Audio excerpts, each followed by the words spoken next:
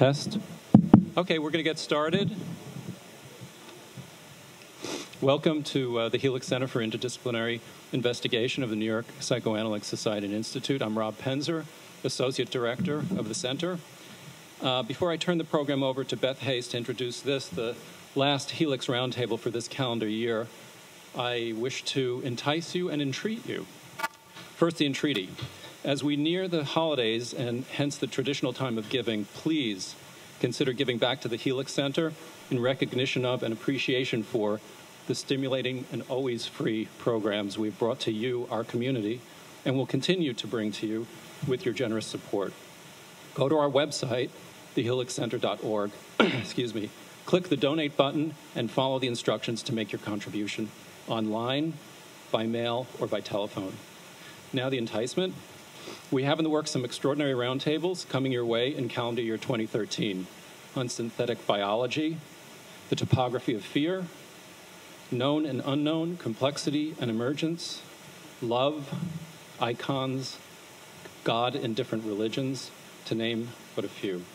Follow us on our website, on Facebook, and Twitter for announcements about these roundtables and next year's poetry, music, and film events, too. If you're not on our mailing list, please go to our website, sign up with your name, and make sure that you also enter your email address. Now I'd like to turn things over to Beth Hayes of our executive committee, who deserves great thanks today for developing and single-handedly organizing today's roundtable on animal language. Thanks, Beth.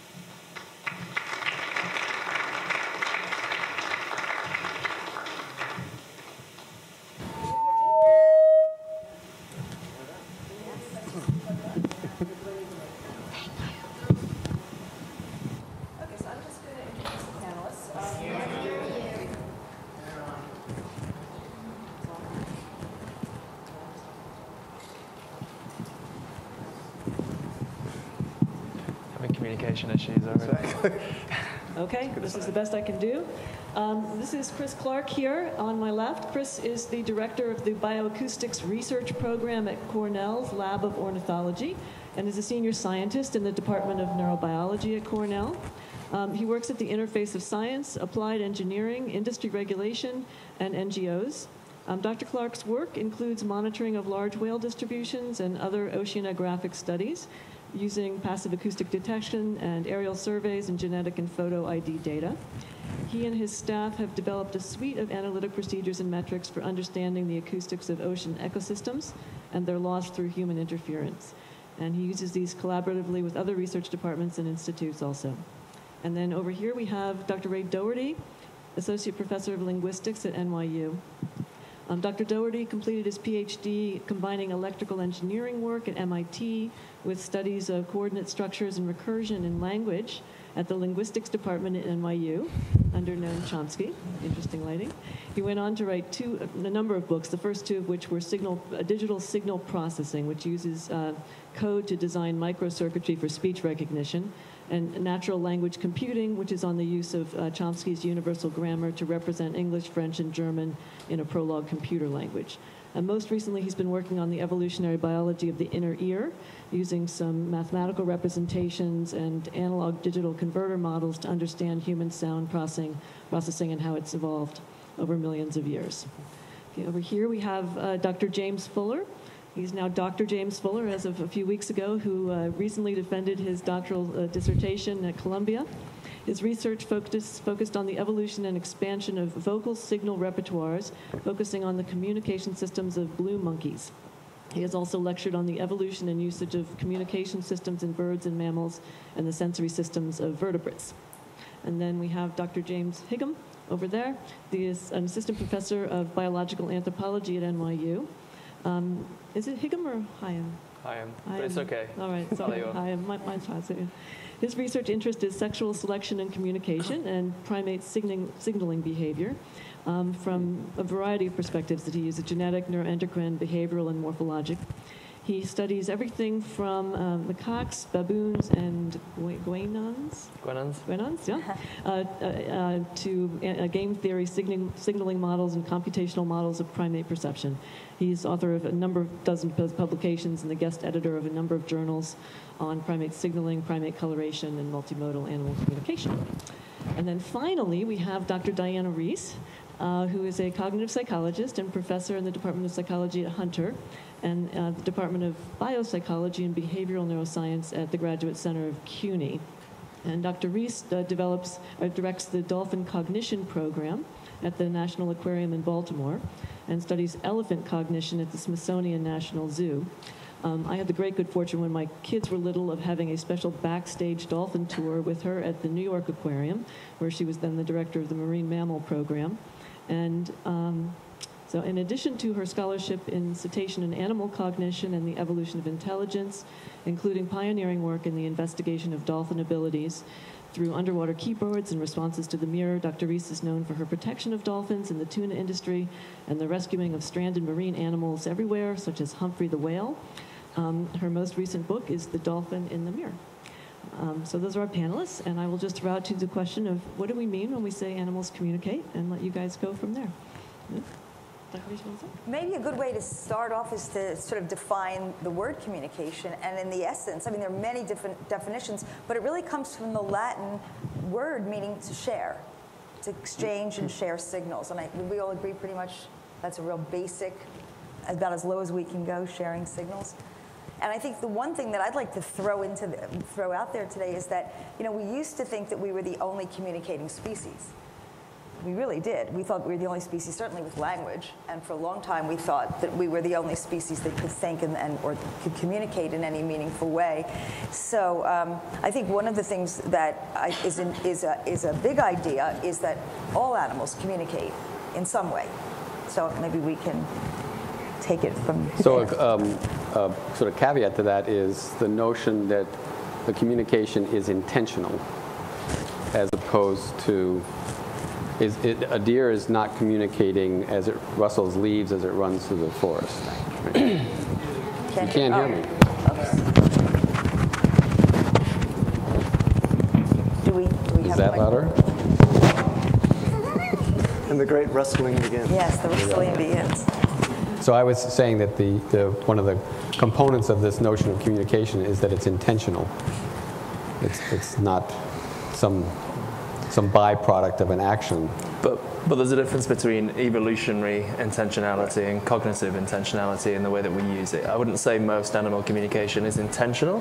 Like if a baboon has a large sexual swelling or a little insect flashes a light to another, that speaking of communication, I mean, you know, evolution has acted for signaling to occur over evolutionary time. Like it's not that a female baboon is thinking, I'm going to grow that morphology on my hindquarters so that I can indicate my ovulation. Right? I mean, but there's still clearly communication going on there. So I wouldn't say, I mean, there's a difference between signals which have, I think there's two different issues. Like if you're talking about a deer rustling in the forest, you could argue that that's a cue rather than a signal, right. And there's the whole cue signal debate. But then there's a separate argument, I think, about the difference between signals that have been selected for over evolutionary time and what goes on in here when animals signal. Mm-hmm.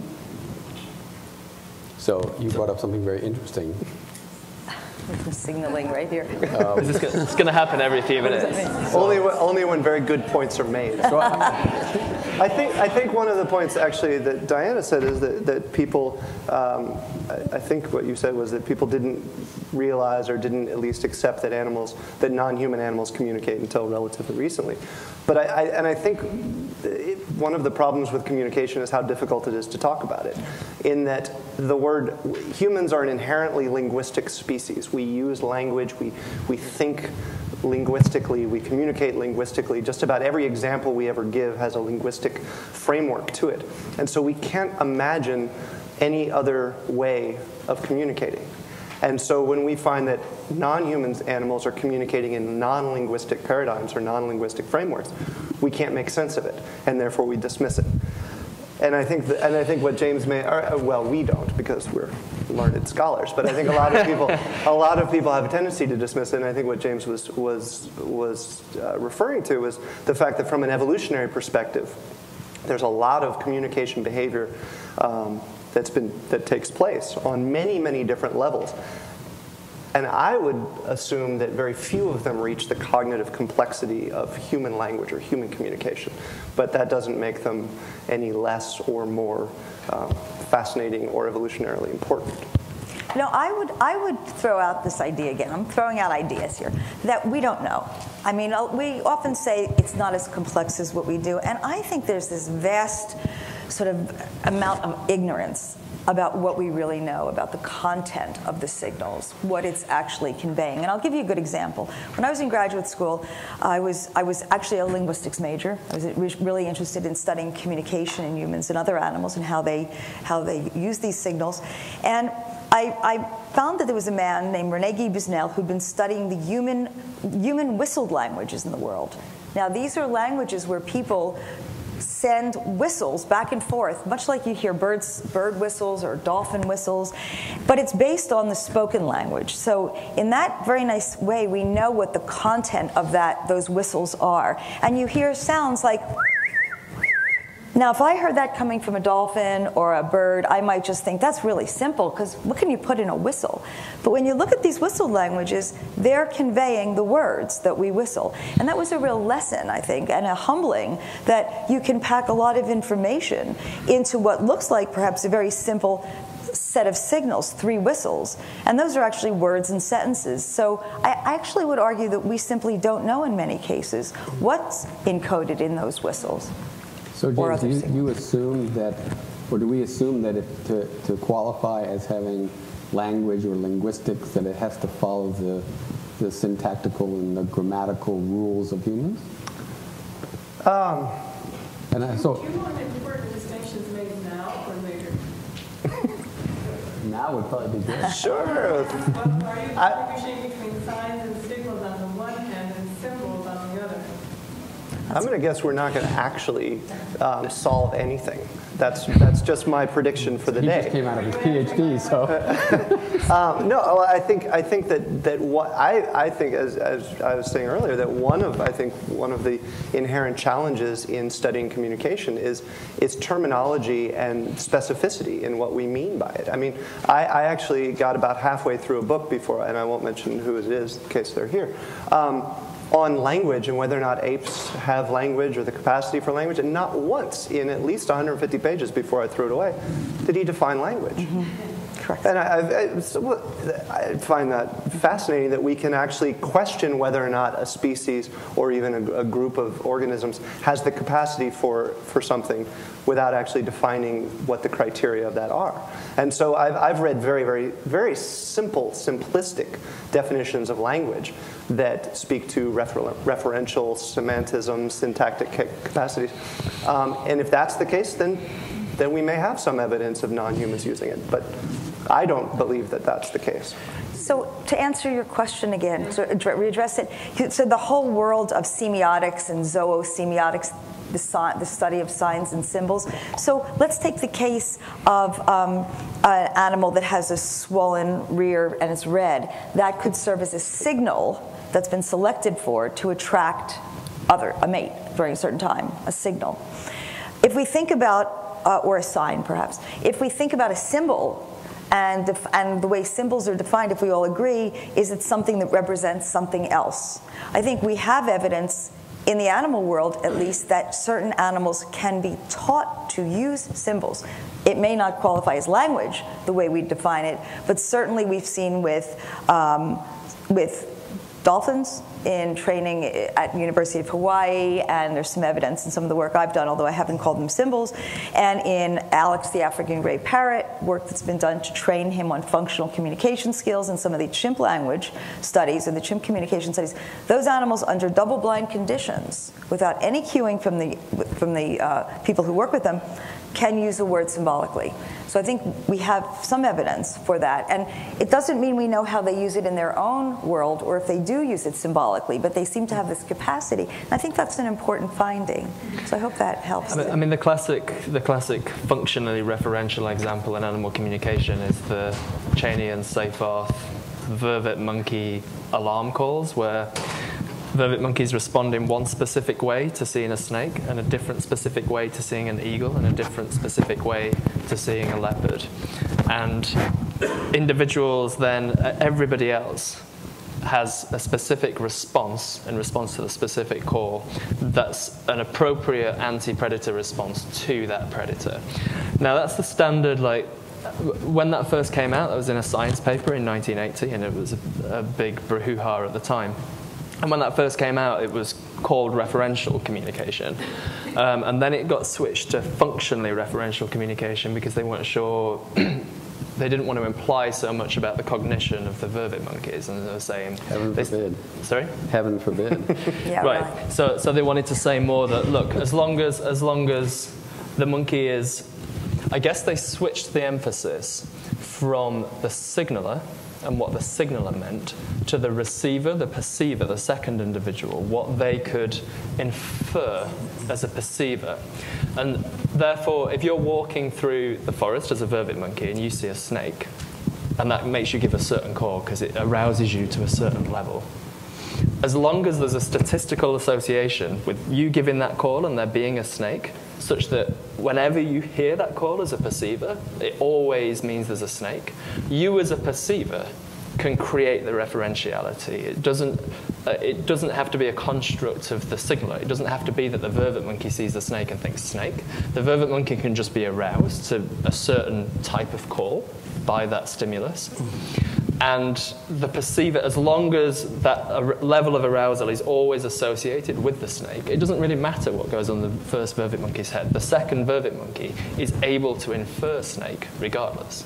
So it became it shifted towards a more kind of referential view, to a more functionally referential. You know, all the discussion you have of communication is pretty much between adults with some internal mental structure of some sort. Almost all the work I've done just is on signal structures. For instance, I think there's a lot of things that couldn't be explained using that kind of a model. For instance, the very first cochlea that was in an inner ear was a very tiny little thing the size of a disc, and it was kind of brittle. And then it gradually turned into a cylinder, and that's what dinosaurs had. And then that stayed with the mammals for millions, hundreds of millions of years, until about 200 million years ago, and then you got the double helix, which the human beings have, which is a spiral.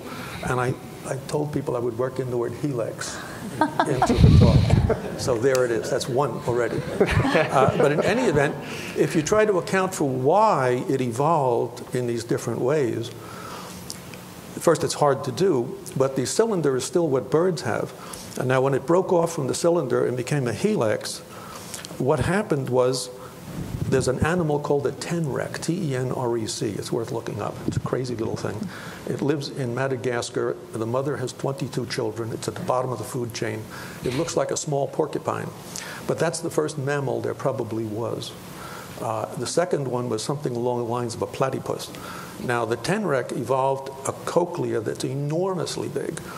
Ours is 2.5 turns. This one's 6.5 turns, because it could hear an enormously high frequency.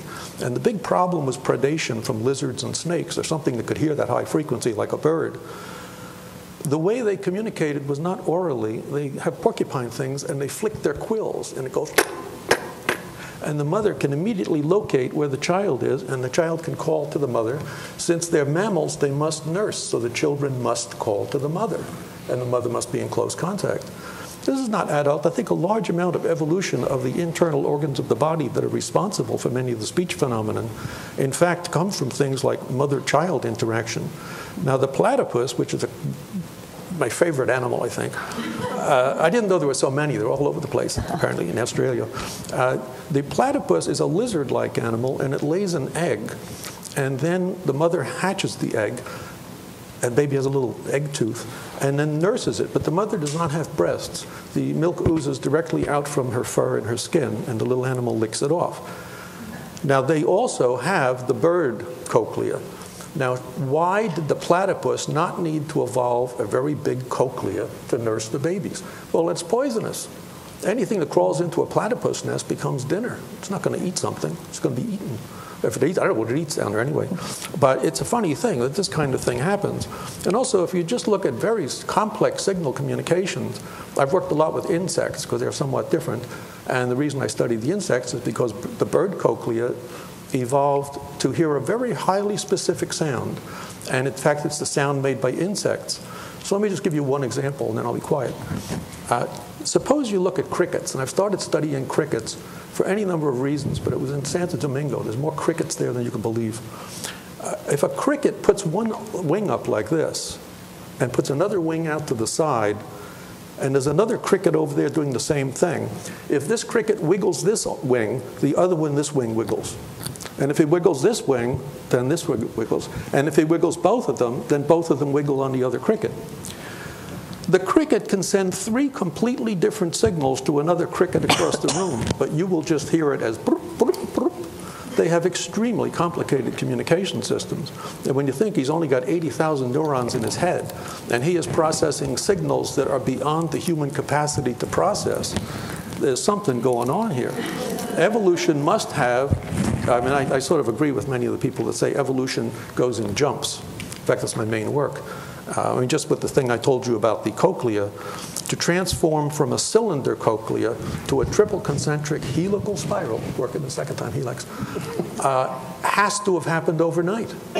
It couldn't be that it took 20 million years because the ear wouldn't work. It had to work, and it had to work overnight. And in fact, I can show it to you a little later on. I don't want to get too boring too fast. The distance in a mathematical space from a cylinder to a helix is trivial. It's one tiny little thing away. So what happened was something, instead of growing this way, grew that way. And it's an interesting sort of seed to see how these signal complexities grew. And the other thing that's kind of explicable is not only mother-child. For human beings, that's very crucial because we're all mammals. But the human ear is almost identical to that of a cat, apparently. And cats were the greatest predators of human beings in the early days, apparently. And I don't know how they do this, but archaeologists, anthropologists floss the teeth of the old, I don't know, saber-toothed tigers and find there's human remains between them. It could very well be that the earliest predator, the human ear, tuned itself to hear exactly like what the cats hear. And it's my understanding that doctors that do operations on ears practice on cats. So it's pretty close. It's not the case that all mammals or all animals have the same kind of frequency response, but the cats do.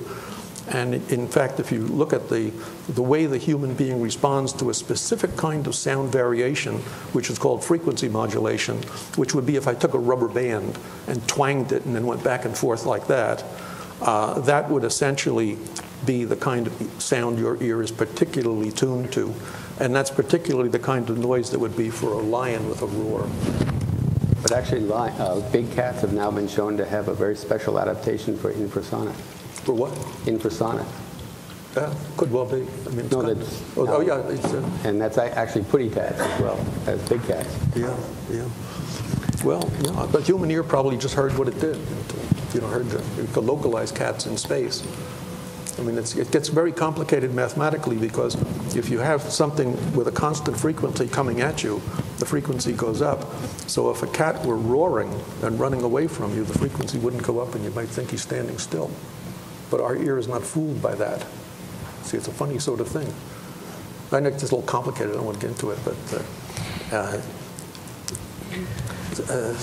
there's no simple example I can think of. But suppose I had just a rubber band and was twanging it and going back and forth like that.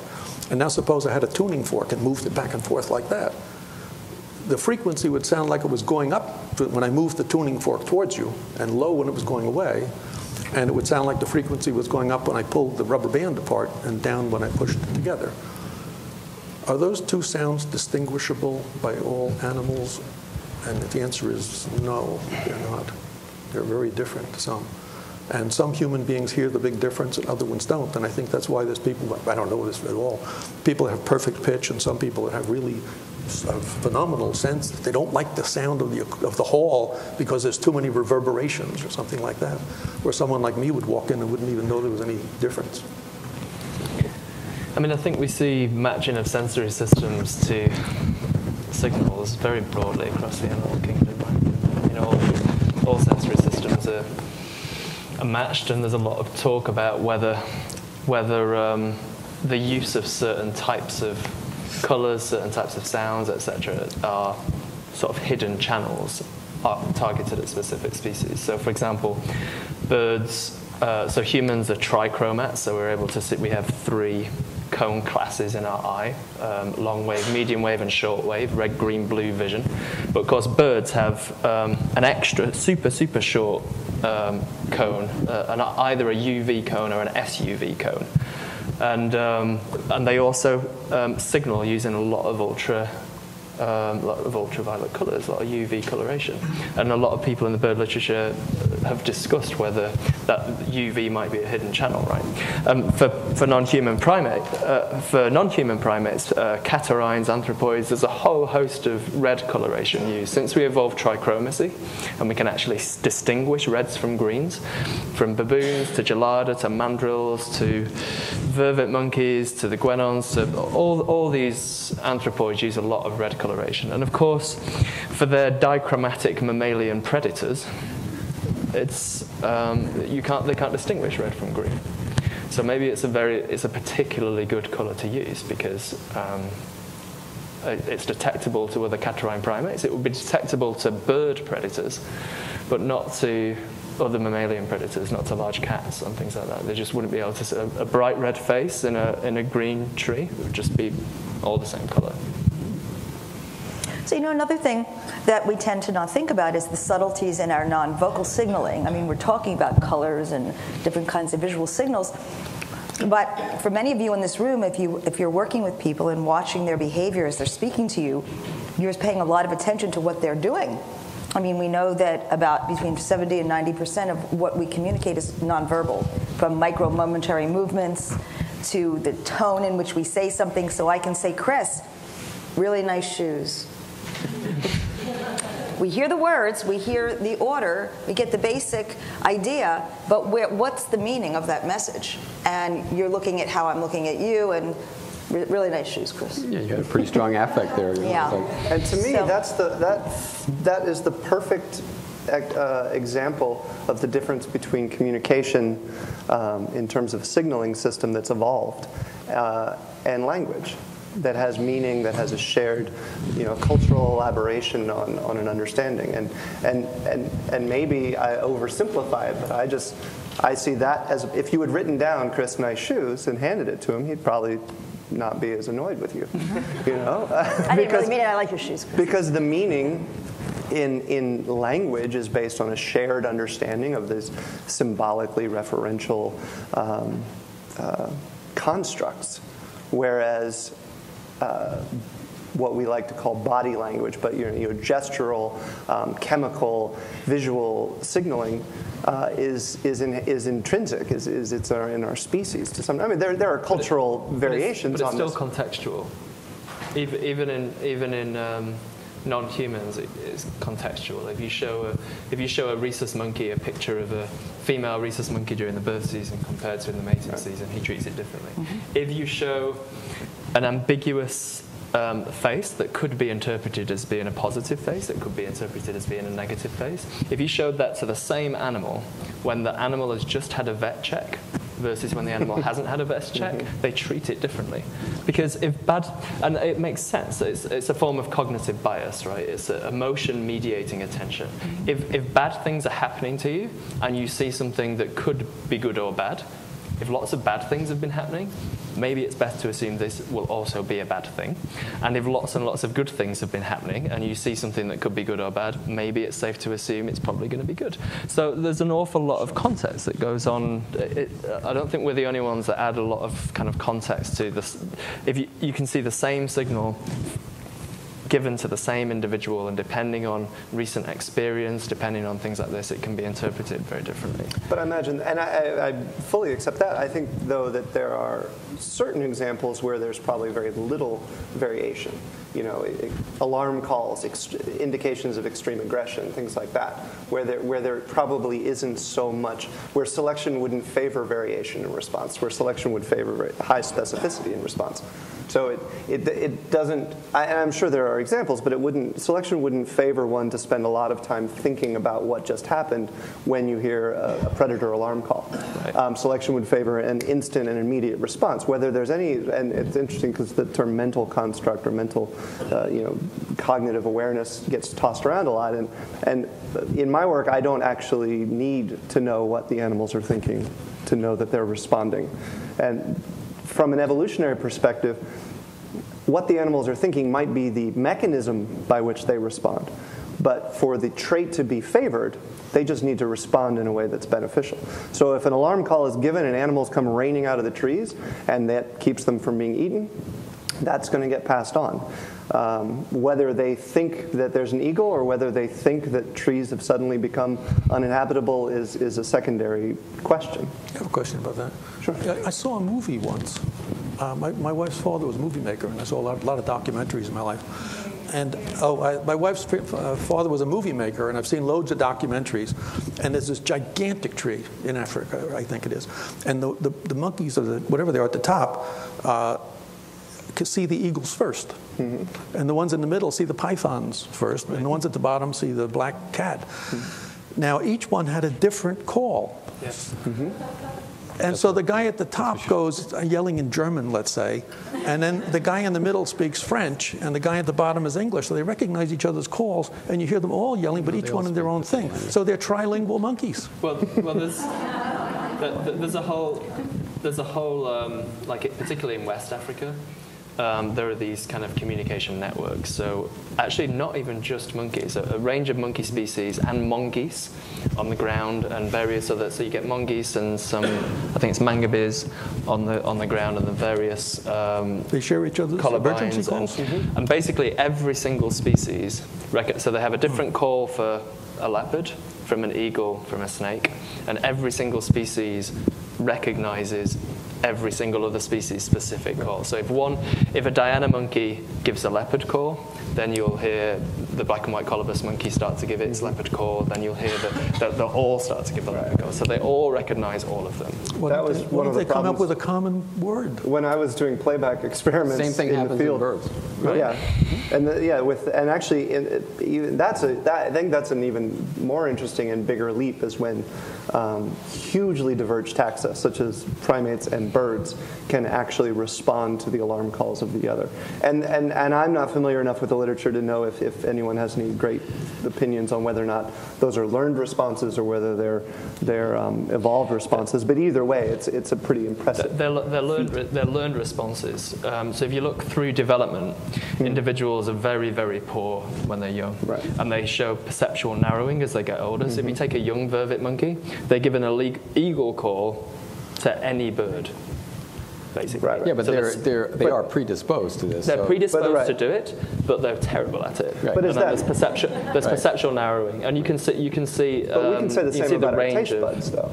Sorry. We can say the same about our taste buds. There's perceptual narrowing that isn't necessarily based on learning. There's ontogeny is involved in it, but right. I'm not necessarily convinced that we can distinguish clearly that these are all learned behaviors versus their innate behaviors, and probably like almost everything, there's a combination of the two, right? Where you've got an innate predisposition that is then affixed through ontogeny and development. As the little monkey grows up and is making wrong calls, everyone ignores them. No, but if there were like a day and they all say, "I think he's not pulling our leg," or is it a slow thing? It just shows narrowing through development. Yeah, and they do tend. They go from all birds to all large birds to all large birds. But when would the rest of the people decide to fall out of the tree? Because this guy's calling bird every other day. You call them people. They just ignore them when they're. They tend to ignore the juveniles. As they get older, they start to pay. They'll look up and then they'll look at the juvenile and they'll go back to feeding. But one of the interesting things we were talking about, the heterospecific responses. I do playback experiments in the species that I study to look at responses, and one of the hardest things I always had was that I would play back the the eagle call of blue monkeys to a group of blue monkeys to look at their response, and then every other species in the forest would start responding, and it would just throw everything off. It was really interesting, but I wasn't looking at their responses, so it kind of. I mean, animals are going to live or die by the information they can take in. Sure. I mean, the way animals have to learn what to eat. I mean, they're going to learn fast, and whether it's learned or somehow there's some hardwiring and it's been selected for, I mean, you've got to figure out what information, what the contingencies are, basically. Right.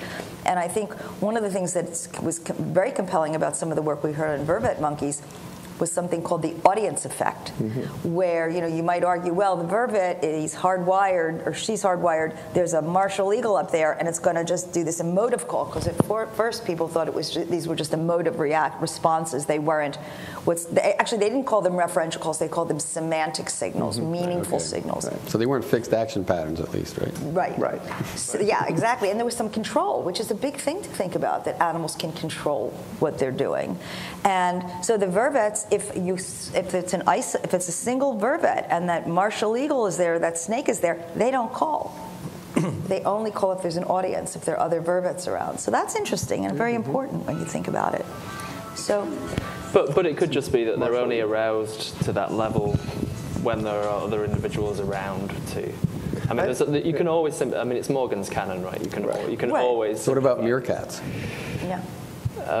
What really them? Cute. Well, some of their alarm calling, they're sentinels, and they stand up, and they have jobs, and they, Well, and I think it's interesting. I recently sat in a room full of people who looked at animal communication from a psychological perspective. And I sat there and discussed my work from an evolutionary perspective. And there was a lot of confusion, I think. But we worked it all out. It was lovely. But I think that that's one of the things that from an evolutionary perspective, we look so much at, is this behavioral pattern or is this trait adaptive in any way? And the mechanism by which it becomes adaptive isn't necessarily part of the equation in terms of, is it adaptive? And I personally, when I read some of the literature, I see a lot of people wanting to draw cognitive conclusions based on behavior. And so I think that was, and I mean, to their credit, Seyfarth and Cheney actually, pulled back, and the whole functionally referential took over for semantic. But the very first thing anyone thought when they said, oh, they use a different call for eagle and snake, and the animals respond as if there's an eagle or a snake when they hear that call in the absence of the predator, we immediately went to a linguistic cognitive explanation. And I think what James was alluding to is that there are so many more parsimonious evolutionary explanations that don't demand that degree of cognitive awareness. It's not saying that they aren't there, and I think people have heard me say things like this, suggesting, well, there is no animal. Absolutely not. I just don't think we've necessarily proved it simply by seeing. When an animal does something, we can't necessarily assign the same mental state that we would have when we did the same behavior. We just say they did it, and we'll have to try to figure out what they're thinking. Have any of you ever watched hunting spiders? Mm-hmm. No. Like Portia or something? Like Portia? Yeah, amazing. Right? You watch this animal, which you typically would want to step on, right? Watch it hunt. So these are animals that actually hunt other spiders. Mm. And you look at what their actions are, and they're basically figuring out from what position they're going to jump onto their prey, how they're going to do it, and you watch them and you're going, wait a minute. They use acoustic camouflage. They'll wait till there's wind blowing and it'll shake the web of their prey so that the prey can't necessarily detect them on the web. And you're going, hey, this is a spider. Is a spider thinking? Right. It's the same with, some of the most complicated communication at all occurs in the social insects. Mm-hmm. I mean, the honeybee waggle dances. Honeybee waggle dances are phenomenally complex. Where depending on how the honeybee gets back to the nest after finding a food source, depending on how they dance in the nest, the angle and for how long, it tells exactly the distance, the angle you should fly with respect to the sun, and for how. So do we long. agree that that's language? Absolutely. You do or and no? I don't. And one reason I will say it's fundamentally different from, well, again, I would just want for the record, we still have not defined language. So I can say it's not language, but I won't tell you what I think language is. But one of the big differences is that you can raise a bee in isolation, or a novice bee, a juvenile bee that reaches maturity, and stick it in with the hive, and it will do the dance the same way as its fellows. Not right away. Are you sure? Mm-hmm. Oh, all right. I will bow to your experience then. My reading of it was that they were... you know that bees go through a whole series of changes in their lives to adapt to different roles in the hive. No, absolutely. So you can't just take any old bee and stick it in there and it's going to do what you want it to do. True. My reading of it was that novice bees were still capable of both interpreting and producing the correct waggle dance, or the correct nectar dances. If they've been put into the right state of mind. But no. I'm challenging you. Bring it. But I'm not aware of any human that has ever been raised in isolation that no matter what his state of mind could ever start speaking a language that they had not been taught. So and this goes back to your friend Noam Chomsky. I mean, the capacity for language is very different from the language itself. If I dropped you in a beehive, you wouldn't do too well. I would do a very poor job at most things, actually. Yes, but I think one of the things that really distinguishes, at least my view of language versus inherent or evolved or inherited communication modalities of communication, is that language. Not language the capacity, but language the, is there another word? What would we call French an example of? A language rather than language the capacity. Well, language in the field I'm in is a very specific, defined thing, and all these concepts of meaning play no role. Right. All these concepts of what? Meaning. There's no particular reason to assume it has a meaning. But it does, it happens to when we use it. But in the theory of Chomsky, that communication is a secondary role for language. And in fact, what it is, it's a series, it's just a very complicated series of strings of symbols that people recognize, and they know some of them are good and some of them are bad. When you stop to think about what a person knows, these are standard examples. If you went to a major library in New York City and opened up any book, I don't care what it is, and put your finger on a page and took that sentence and wrote it down, how many more books in the library would you have to read till you came to that very same sentence again? And the answer is it's not in any other book. Right. If it's 20 words long, it's not in any other book. Now, where in the world is there anything that human beings can do that they can immediately recognize a 20-word sentence and tell you whether it's grammatical English or not, when there's a bazillion, trillion, gadillion of them? And the thing is, it's a very odd capacity. It's probably related to the concepts of numbers. And it turns out every human being is a prodigy for that particular kind of symbolic logic. But the people that are particularly good at this, unfortunately, tend not to be articulate. And in particular, Alan Turing and these people, it's very difficult to understand what they have. But it is very odd to see that human beings have this odd ability all around the world with no particular instruction. Look, suppose I say, I don't want to give you too many linguistics things, but suppose I say, he is tall, he is not tall, he isn't tall. And I can say, you are tall, you are not tall, you aren't tall. And I can say, I am tall, I am not tall, I amped tall.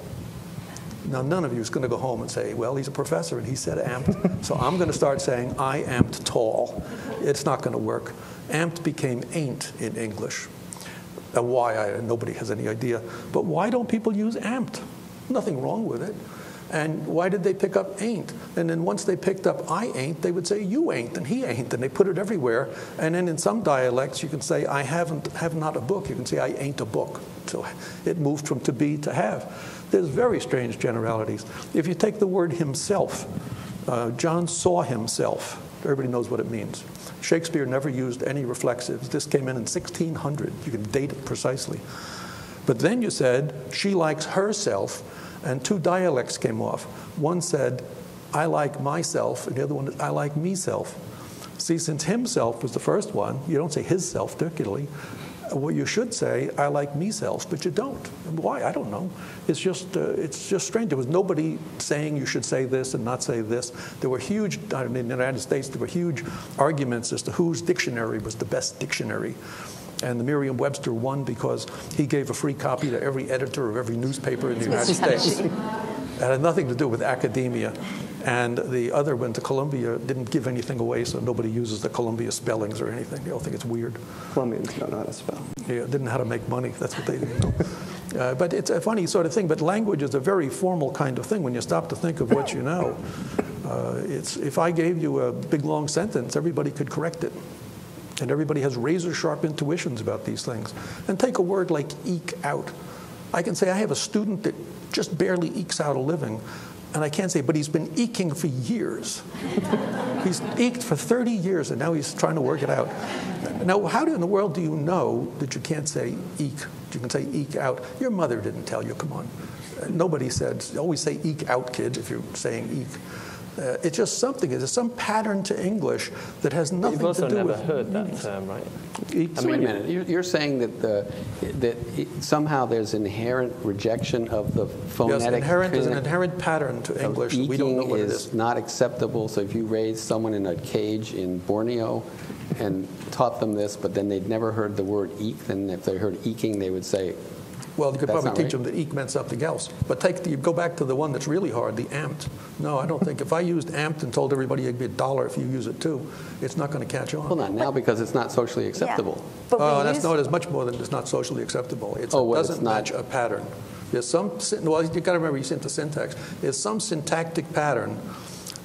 Look, I'm not tall, and I can say I am. Or I'll tell you, you aren't tall, and you're not tall. But I can't say you aren't tall, and do a double contraction. I bet you could say that, and if that became socially acceptable, it'd be fine. We do that all the time. We develop new. Look at rap. I'm from North Carolina. Yeah. You should hear what people say. You could make up anything you want and tell people they're going to have to use it. So you think language is deterministic? No, I think it's like mathematics. I think nobody's going to come up and tell me there's a new integer between 3 and 4 nobody's ever seen before. It's not going to happen. And language is very much like that. I think, I'm not sure that I fully agree with you, but I do think there are rhythms in, I mean, human language has this bimodal rhythm, and all human languages have a rhythm of between 3 and 8 hertz, which is the rate at which all languages, everybody communicates within all languages, and it has this bimodal kind of syllable ba-boom ba-boom ba-boom ba-boom problem kind of thing, and that is very, very unique. Like non-human primates don't show that bimodal rhythm in any type of. So that doesn't mean that they can't have language. Right. No, but I'm just saying that whether I agree with that or not, I do agree that there are rhythms to human. Oh yeah. To human well, there's a macaque study. So since you shot down my B argument, I'll bring up the macaque study, and hopefully you haven't read that too. Shoot it down. Just challenge. There was a macaque study that I'm one of those people who really get very uncomfortable when people start talking about captive studies because I do all field work, but I'm really glad that the information is available to us. But they raised macaques in captivity without I think they took them from their birth mother at 1 hour old, and they were never exposed to the vocalizations of their own species. And by adulthood, they had developed the entire, we already discussed repertoire, whether or not that was a real thing, but they had developed the entire vocalizations and used all the vocal signals. I'm not sure if they tested whether or not they used them in appropriate context, but they used them all. Mm-hmm. And again, to go back to your friend in Borneo in the cage, there's no human that could ever develop any of the known living languages without ever being exposed to them. They are fundamentally different things, but I think where things get interesting is that... Try birds.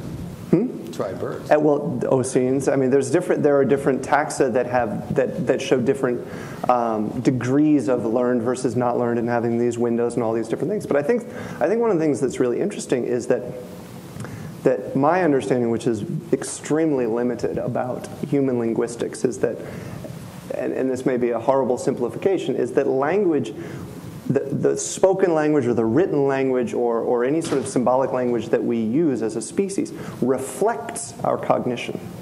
we have this sort of inherent thought, or maybe it's not inherent, but we have thoughts in our head, for want of a better term. And then language is a way we use to express that. And I think that as a result, when we look at non-humans, when they vocalize or gesture or any other way, we assume that there must be something similar going on.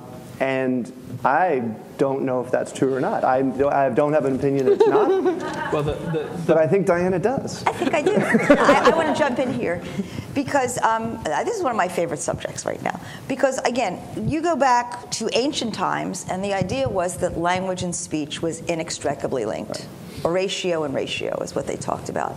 And that because we thought that no other animals were communicating, they didn't do anything that we could recognize as anything like our speech. Even though birds are singing and dolphins are doing things and bees are doing it, we didn't know enough about that. We made the assumption, and it's continued to be an assumption, that other species are devoid of thought. So I think one of the things that's really important to realize is that, the brains of most animals are composed of the same building blocks. There's nothing that different about it. The organization may be really different. The number of neurons, even the cell bodies, may be different sizes. Elephants and dolphins actually have bigger neuronal bodies than do many other animals. And we don't really know very much about even our brains now.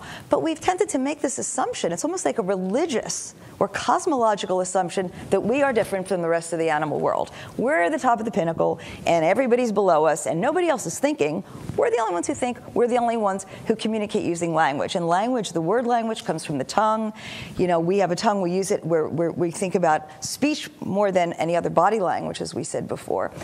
And, as we're finding more and more details, as we're discovering more details about other animal systems, we see that there is more going on than we ever thought before, behaviorally, acoustically, in terms of sensory systems. And I just think we're kind of pompous at assuming that nobody else is out there thinking. We used to say, the question used to be, do other animals think? And I think the question has shifted. And I think it's no longer a question, do they think? It's how do they think? How do they think? Yeah. Or how do they communicate? One thing on that. Most of I've worked in a lot of this stuff long before I got into linguistics. And most of the people that worked with chimpanzees and things treated them very nicely.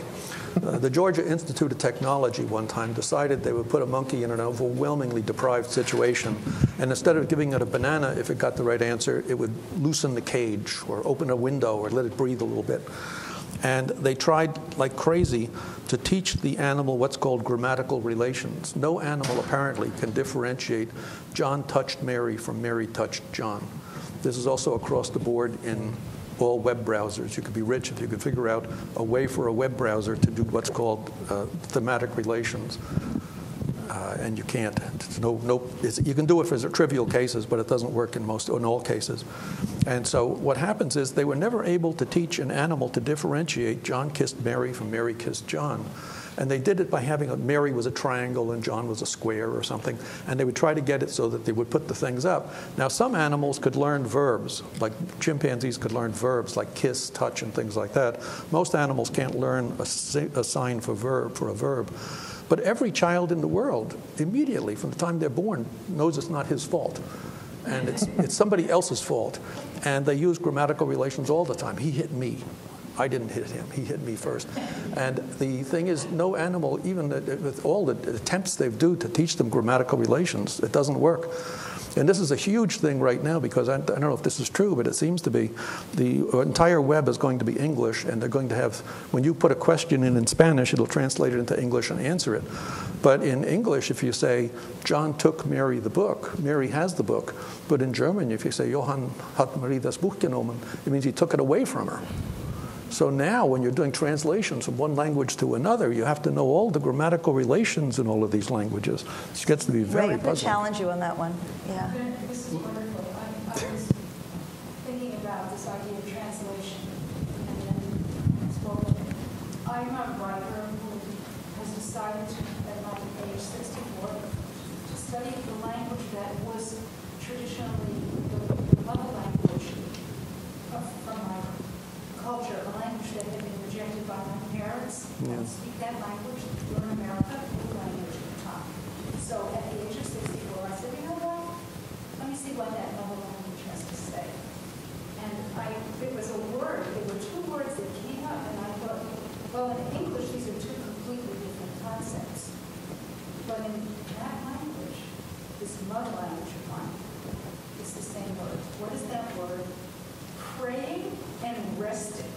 So I said, oh, so that's what they're doing when they pray. And the idea of the passive resting and supposedly active, hey, I'm talking to God, I'm really going to get something done here. I thought that was a tremendous breakthrough in terms of understanding my culture. Yeah. And the activity and the inactivity and how things get done. And to me, as a writer and a poet, I'm interested in the organization of my thoughts and how, what's that next word? What's that next poem? What's that next thing I'm going to write? And the most exciting thing about being a writer is you're not supposed to know. It's supposed to come from inspired, right? You're supposed to be inspired. The muse is supposed to kind of direct you.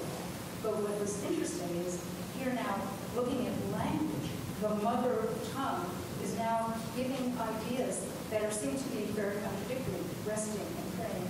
But it's a wonderful kind of breakthrough for me as a writer to start looking at other languages for clues about where to go. Well, each language has its own little idiosyncrasies to be much more mundane than prayer and resting. But suppose you want to ask, you're interested in painting something, you're interested in painting a wall. The web browsers will soon have dialogues with you rather than tell you. So if I said I want to paint a wall, I suppose I could go into a paint store here and they'd give me wall paint. But if in German the word for Wand here, that's a Wand, and a Mauer is outside of the house. But the word wall in English is both of them. So it could very well be, if I'm dealing with some German guy, he'd say, is the wall inside the house or outside the house? Which is not something he might ask me down here because he give me a different paint, but it doesn't make any sense to ask, I want to paint a wall. And there's words in different languages that they'd have to ask you a lot of context. I mean, the farthest out one I know of, some American Indian languages, most languages make a difference between I, you, and me, and the singular and the plural, but some American Indian languages make a difference between whether you're standing up or sitting down when you talk to me. And that's because the chiefs, I don't know what it's all about, but something like this, the chiefs never ate until everybody else ate. And so if I'm standing up and talking to you, that means I'm higher than you in the social order. And so I can imagine somebody would say, John said to Mary, what time is it? And the guy'd say, was John standing up? Was Mary standing up or sitting down? And this is going to happen to you in the future as Google tries to get data out of other kinds of things. Because in some, we have a student from I won't mention the culture, but it's a culture where he cannot come in and just say, Ray, would you please sign this? He has to say, how's your wife? How's your dog? How's your child? What are you going to do later? And I say, what do you want? But they have to ask all these questions about your family before you can get down to things. And it's very interesting because it's a cultural thing. It's learned. That's certainly learned, I should think. Ray, you just said something that I just want to set a record straight here, because I don't think that this idea that no other animal can learn anything grammatical through training. They may not use grammatical structures. We don't know enough to say they do or they don't. Yeah. But the study I think you're referring to was by Dwayne Rumbaugh, Von Glasserwald, and Gill. Is that the one? I don't remember. It's so long ago since yeah, I read it. and that is a study actually I'm pretty familiar with. And what they did is they took a chimpanzee named Lana, and they trained her to use an interactive computer system. And she was trained to to either accept or not accept grammatical sentences. And they were either grammatical or non-grammatical. She actually could do it. Was it those blocks? Yeah, lexicograms. And she actually did it. She was trained to do it and to reject non-grammatical. Yeah. It was a science paper. And then she actually used it in some novel ways to manipulate and get one of the trainers into this very sterile environment that you described. It's extremely sterile. And then years later, Lou Herman out at the University of Hawaii, and it was a fairly rigid system, but he actually trained dolphins using food to respond to a set of rules. And they were take hoop to window, or take ball to hoop. And they had to do the correct behavior. So animals can be trained to do it. We don't know if they do that in their own forms, but they have that capacity.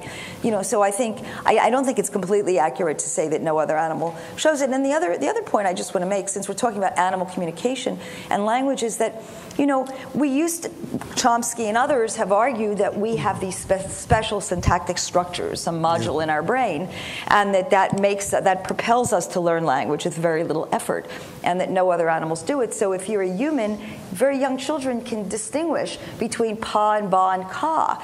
And well, that was evidence that we have these special structures, but guess what? Other animals do the same thing. You can play birds and you can play gerbils and other animals, ba, pa, and ka, and they can distinguish those sounds too. So the view has moved, I think, in my world at least, what I've learned, that we certainly have Wernicke and Broca's area in the brain for production and comprehension, but this idea of processing sounds that happen to be language sounds may be much more due to general mechanisms for acoustic perception but they're also very than specialized. Specific. And a lot of the studies, if you did the reverse of that, I mean, I always have a quizzical opinion of tests of non-human animal cognition when they give them animal tests.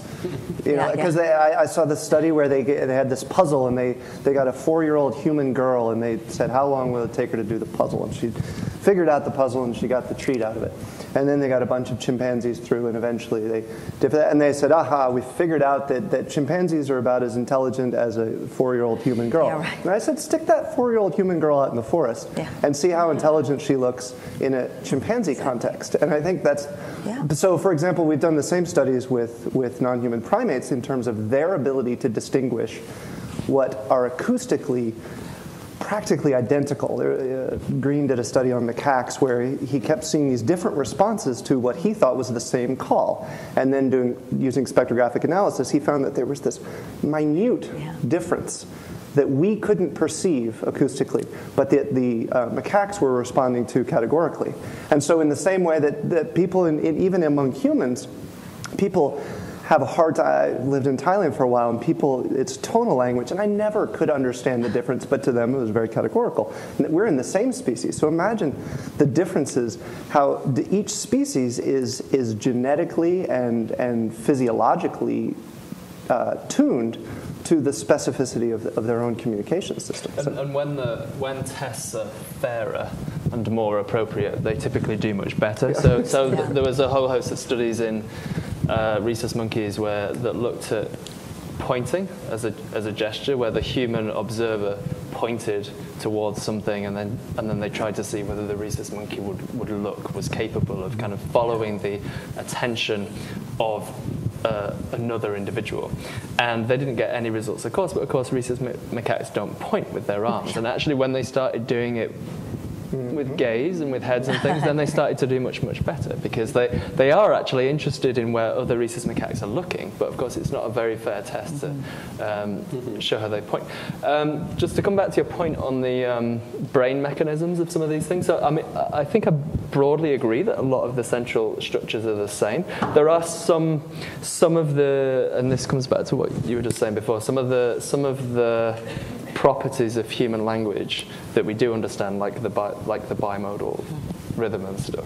We do understand kind of the mechanisms that's a coupled oscillation between neurons in the brain, right? And that's pretty much a unique human thing as far as we're aware, and that gives human language that unique rhythm cognitively. I'd like to come back to what you said. You said those poor monkeys in the cages, but they weren't feeding them very well, and they had to do with a minimal thing to even get some water.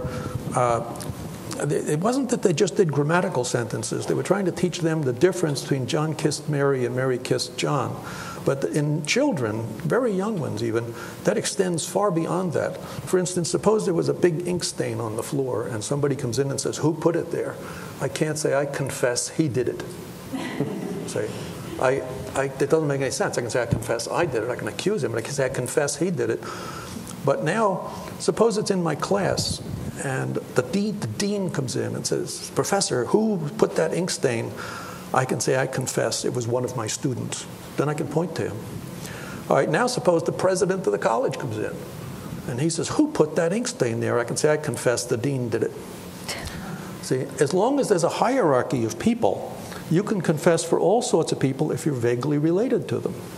Now take something else. Suppose I walk out of the building here, and some woman comes up and says, I just won the Van Cliburn competition in piano. I can't say I'm very proud of you, because I don't have anything to do with it. You know? Now, if she had been one of my students years ago, and I'd said, oh, why don't you pick up the piano? Linguistics is dead, you know. And she went to the piano, then I could say, I'm very proud of you. But I can't be proud of somebody. I don't even know who they are, and I can't confess for a large number of people. But in every, I don't know if this is true, but we tried it out on dozens of languages. The word confess is the same in every language of the world. And that sort of tells you there's something about who did it. And the other thing is there's a word for blame. Because the concept of agency to a child is, suppose that you're a kid and you spill it on the floor, and you said, who did it? The kid will say, I did it, but he made me do it. So it's not his fault, it's transference of agency or something. But surely this is after a certain age. I mean, up to their 3 or 4, they're not even capable of conferring mental states at all. Yeah. They fail false belief tests. But it's one of the very first things that's emergent in an intelligent brain, and it's not in any computer. You can't program this. It's impossible to even think of how you'd program it, and it doesn't seem to happen in any animals. We don't know what's happening in the brains of other animals, though, because we have no way to know other. It's that black box. All we can do is observe behavior. Yeah. So you can look at some of the work that Franz Duval has done with primates and look at this idea of inequity, you know, and think about, you know, what's fair. I mean, we can sit there and we can do 2 tasks, and if, you know, Chris, I'm going to pick on Chris again. And if Chris has us do 2 tasks, and he gives you a cappuccino for doing that, and I get that crappy glass of water, I'm going to be pretty ticked off that I didn't get the cappuccino.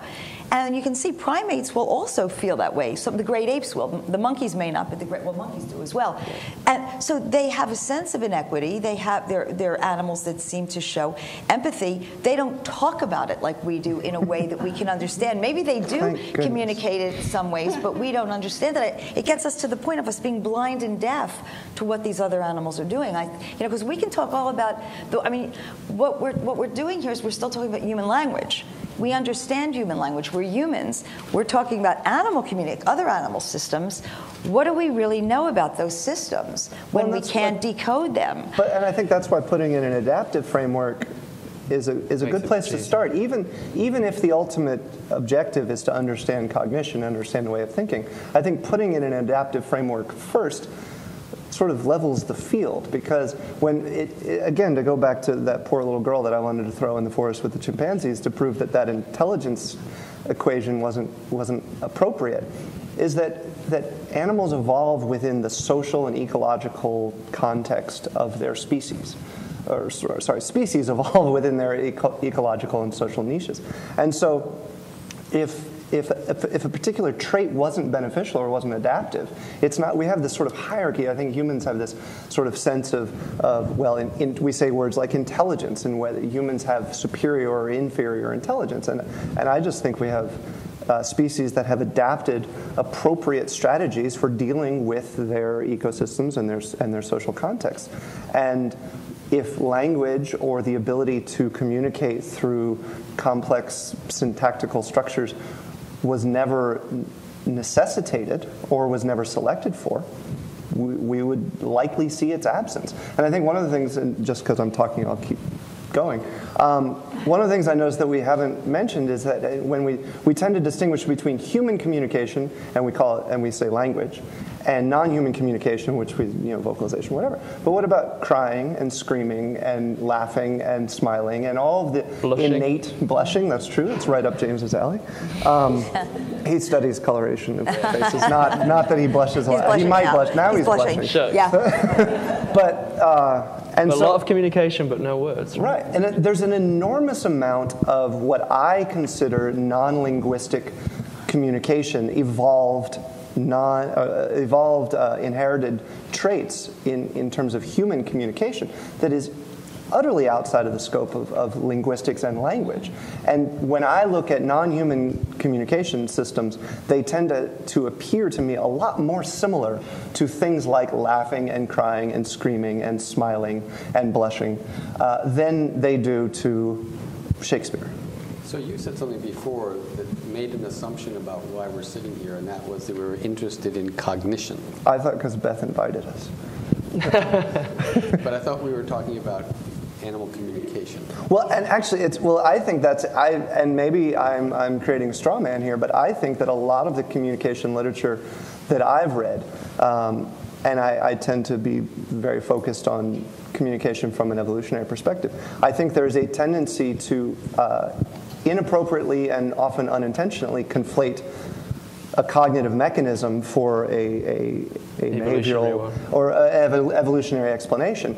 But I think I think that happens a lot. But then I think another thing that happens is that people who are interested in cognition look at communication. So in the same way that humans infer the cognition of fellow humans based on self-reporting, so we use communication to understand what one another is thinking. I think part of it's a terminology problem, because people in animal communication talk about signalers and receivers. So you have some sort of signaler or senders and receivers. You have a sender and a receiver, and you communicate between the sender and receiver, and then the receiver somehow changes their behavior.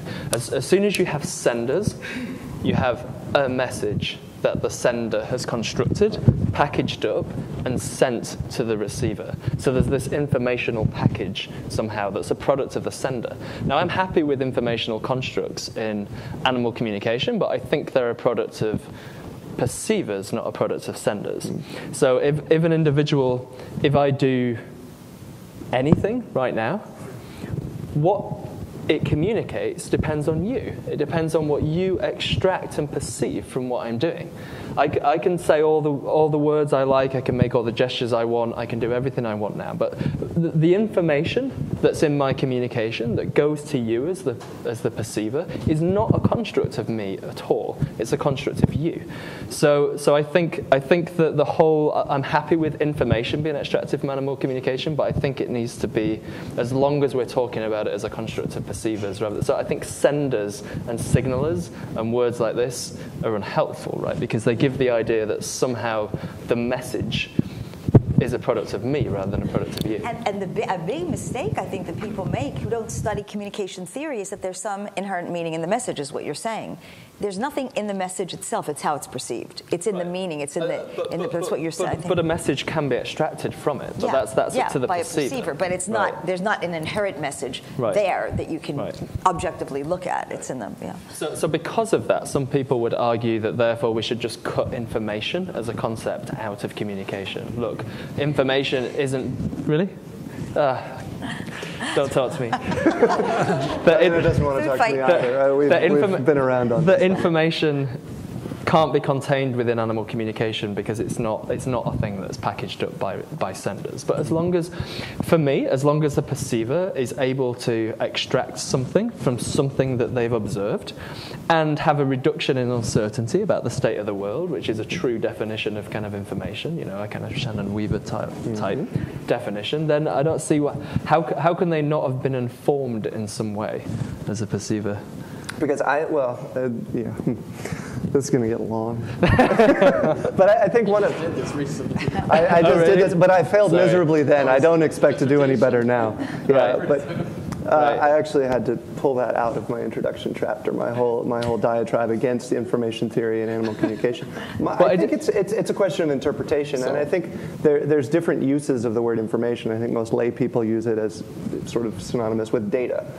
So you're wearing a blue shirt. Well, that's a piece of information, and then mathematics and linguistics. Right, but that's a function of you, because if you can't see blue, then you don't know that. Which is its own. So it's nothing to do with me. Right. It's about you. There's nothing inherent in it. But if you weren't wearing a blue shirt, we wouldn't be talking about it. But interesting that you talked about the reduction of uncertainty, which is an inherent. I take to believe, and I was wrapped on the knuckles for this firmly, but I still take to be a cognitive state.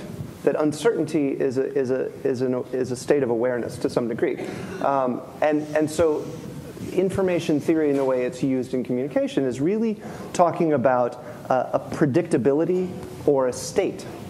And I think a lot of communication doesn't necessarily have anything to do with predictability or state. So you wouldn't think that because I'm not uncertain. You wouldn't think that a bee drone that's just seen a waggle dance is uncertain. Now it's capable of totally flying straight to a food source that they were completely unaware of previously, has obtained any information about the state of the world from the waggle dance. Well, it depends on how we construe the term information. So, I mean, a planarian. You really don't think that they've gained information? I know. I told you I would lose this fight, and I will keep fighting. And one of these days, I'll figure out how to articulate it. So what do we call? What's the word we use other than information? If you would like to look at the chapter in my dissertation that I pulled out, I've said that signal content actually is a useful construct, and that and the way I define it, and some would say that there's really no difference. And I use a rather sophomoric example, but you know, if a tree falls in the woods and no one's there to hear it, does it make a sound? Absolutely, it makes a sound. The laws of physics say it makes a sound. And the weight of the tree, the angle of its trajectory, how hard it hits the ground, what's on the ground underneath it, will determine characteristics of that sound, how the amplitude, the frequency, the degree of crackle, or whatever you want, however you want to describe that sound. If no one's there to hear it, there's no information gained. There's no uncertainty changed. But there is content in that, if just to use the analogy of a signal, the sound that tree makes, has characteristics that relate to the event. So in the same way, my voice has inherent as indexical properties about my body size. So if I holler out, there will be formants and all sorts of things you can measure, and it will relate to my skeletal length. But if none of you are here to hear it, there's no difference in your understanding of my body size, but it doesn't take away from the fact that signal. But that's fine. We can distinguish potential information from perceived information. Sure. I mean, it's fine. I think it's the same. That's what we talked about. And then to go just to push that a little bit further, if in a linguistic model, if I were to say to you, there's a person outside with a birthday cake just for you, that would be information to you. I've been told that before.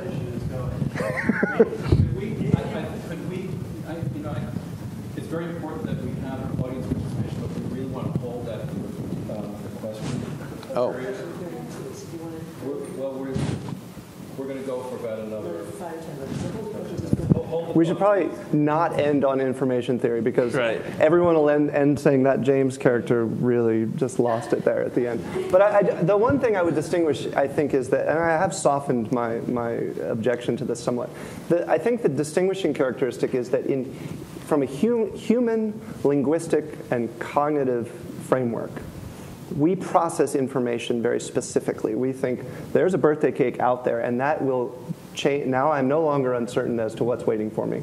And now my behavior will be based on my conscious awareness of that outside thing. When we look at non-human responses, there can be evolved responses that have absolutely nothing to do with a conscious awareness of anything that was related to the signal itself. And so, I think probably, as you said earlier, one of the problems is terminology. So depending on how we want to define information, I don't necessarily have a problem with it. But what I have a problem with it is the assumption that animal responses have to be based on some sort of awareness necessarily of the, quote, information in the signal. I actually don't think most people start there, because I'm a cognitive psychologist. I think we look at animal signals and try to look at, when we talk about, you can look at communication from the order in which the signals occur, the structure of the signals, how they're used pragmatically in terms of how do they function. And then when you look at those things, there are times at which you say, I think I'm seeing something systematic here. And then you can then design an experiment to test it further. But I don't really know that many scientists who have looked at signals that animals produce and say, oh, there's some heavy-duty cognitive underlying thought there, without doing some pretty hard studies. I mean, people may there's too much of it in the alarm call. Yeah, you should read the primate people, because the bystander interaction. They get worked up about it. Well, that alarm call, the alarm calls. But for a lot of the other, I'm talking about outside of that. With the bird people actually song, know what they're talking about. With whale song, I don't think people are really putting all that heavy cognitive stuff in. See, I think that's one of the problems here is that when I think you were before describing this whole sort of movement, or the distinguishing between communication and cognition, I think one of the problems is that First of all, I think some of these arguments are basically cul-de-sacs. They're going nowhere, right? They're infatuations with our own self, right?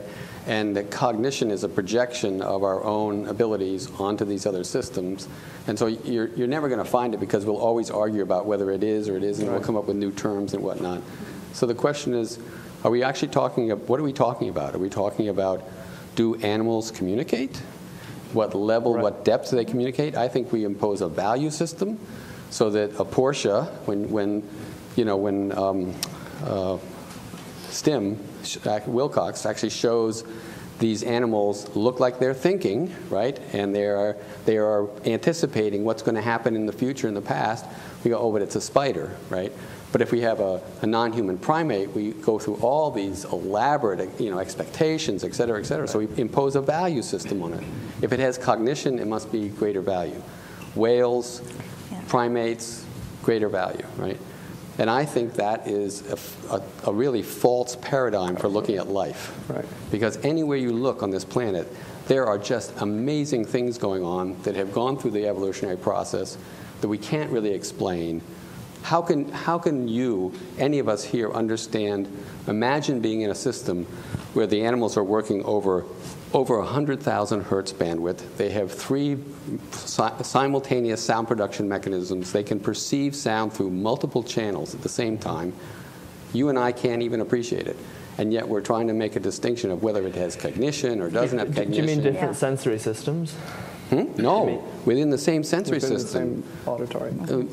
Cetaceans will be receiving signals through multiple places in their heads. But right? then does it all feed in through the same kind of sensory system in the central nervous? Well, eventually, presumably, it ends up somewhere in auditory cortex. I'm asking because I think there's interesting questions here about what we consider to be uni versus multisensory in communication, because we have quite specific sensory systems. Mm-hmm. So if I see you and I hear you talking at the same time, I have my auditory and visual cortex, etc., etc.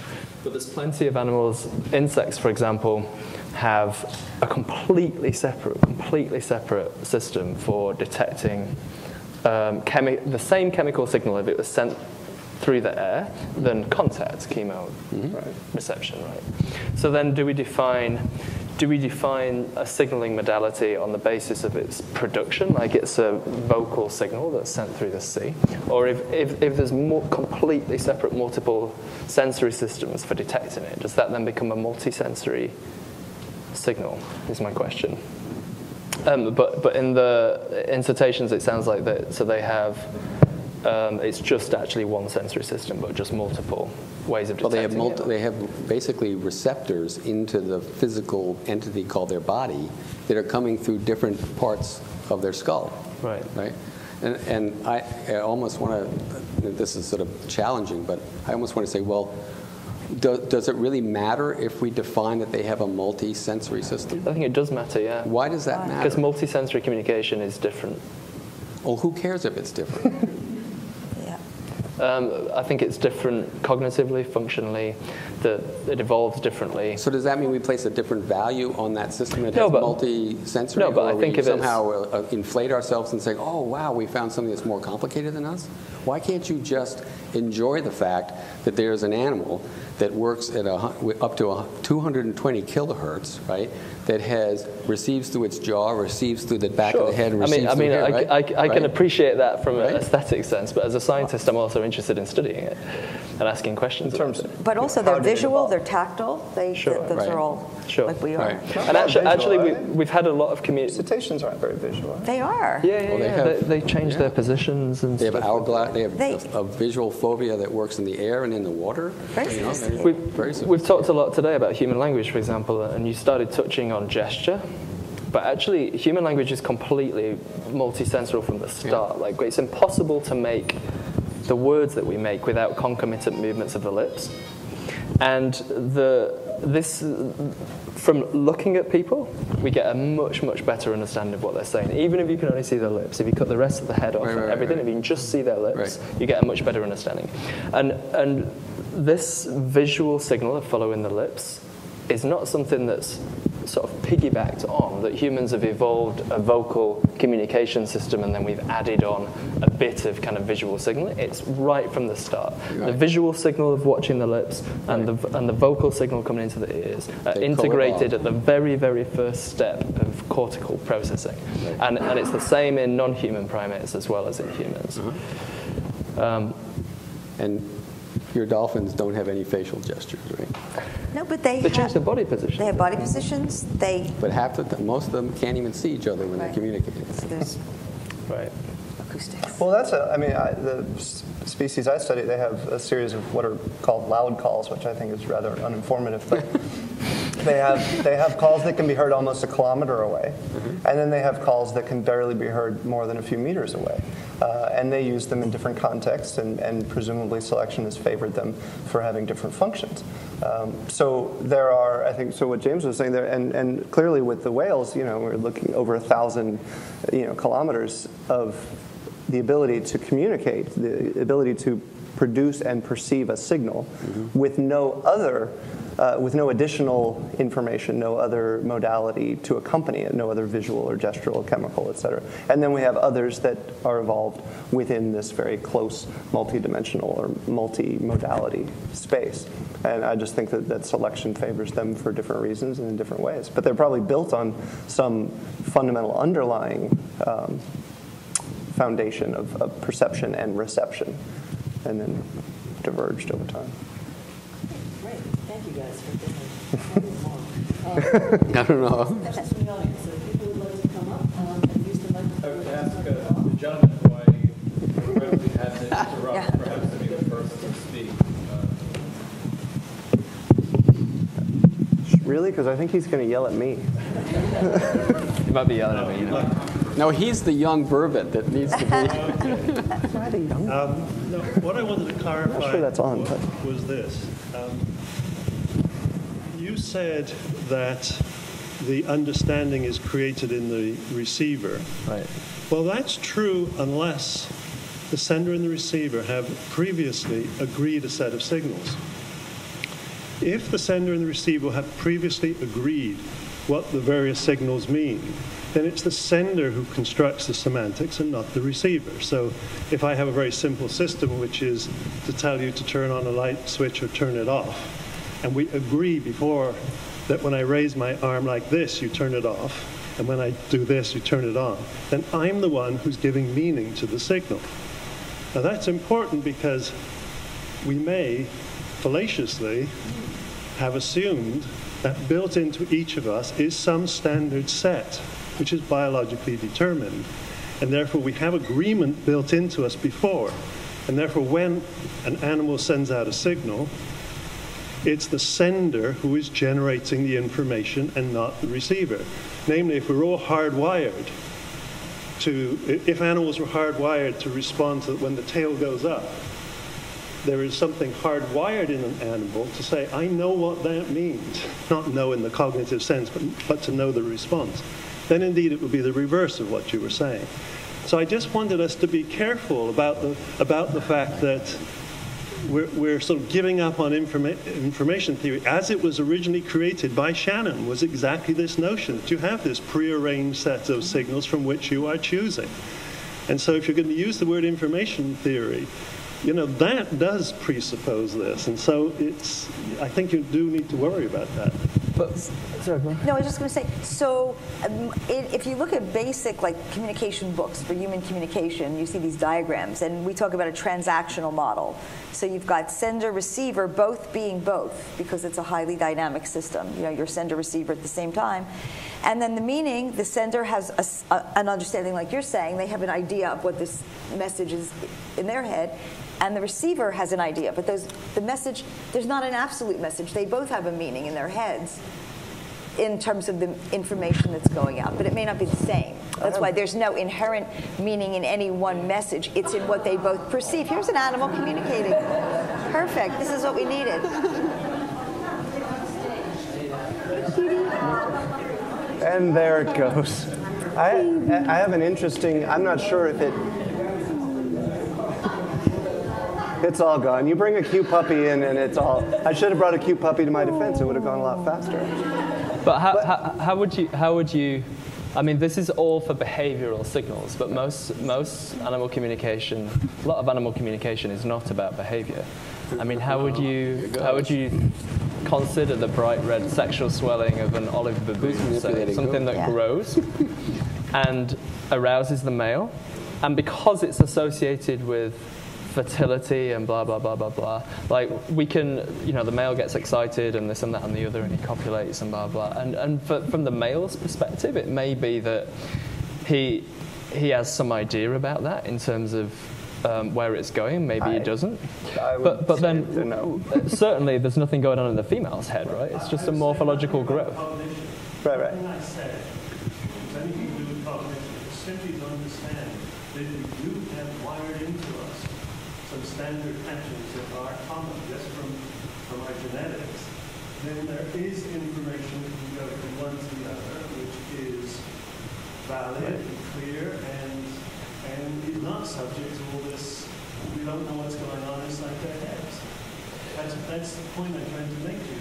Right, but the precise information that the receiver would take from it will always depend on the receiver, on their ability to perceive it, their sensory systems, their experience.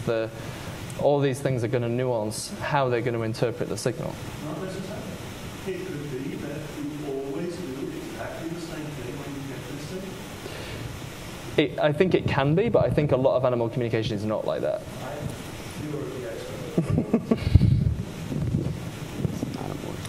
Yes, I always thought that what distinguishes language from other forms of communication, that language has underlying grammar. And I was just wondering, is it true that all human languages have an underlying grammar, and that has anyone found underlying grammar for any form of animal communication? And if not, is anybody even looking into that?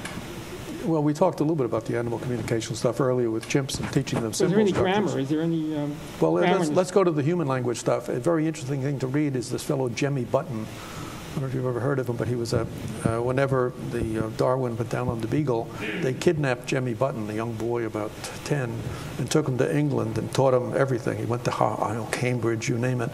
And they taught him all sorts of foreign languages and everything else. And so one of the things that was very popular in the United States also in the 1600s was to kidnap an Indian and bring him to Europe and teach him all sorts of different languages. The most famous one was Samuel Occam, who apparently was a genius of all imaginable sizes. And he's the one that actually scared up the money for all the Ivy League colleges, because they said, if you can do that with an Indian, what's next, So apparently any human being from anywhere in the world can learn any language anywhere with no trouble at all. The most complicated language, most linguists agree, is a language called Walpiri, which is spoken at Ayers Rock in Australia. It has cases beyond anybody's imagination for what cases could be. Children learn it flawlessly with no effort whatsoever. Adults have one hell of a time.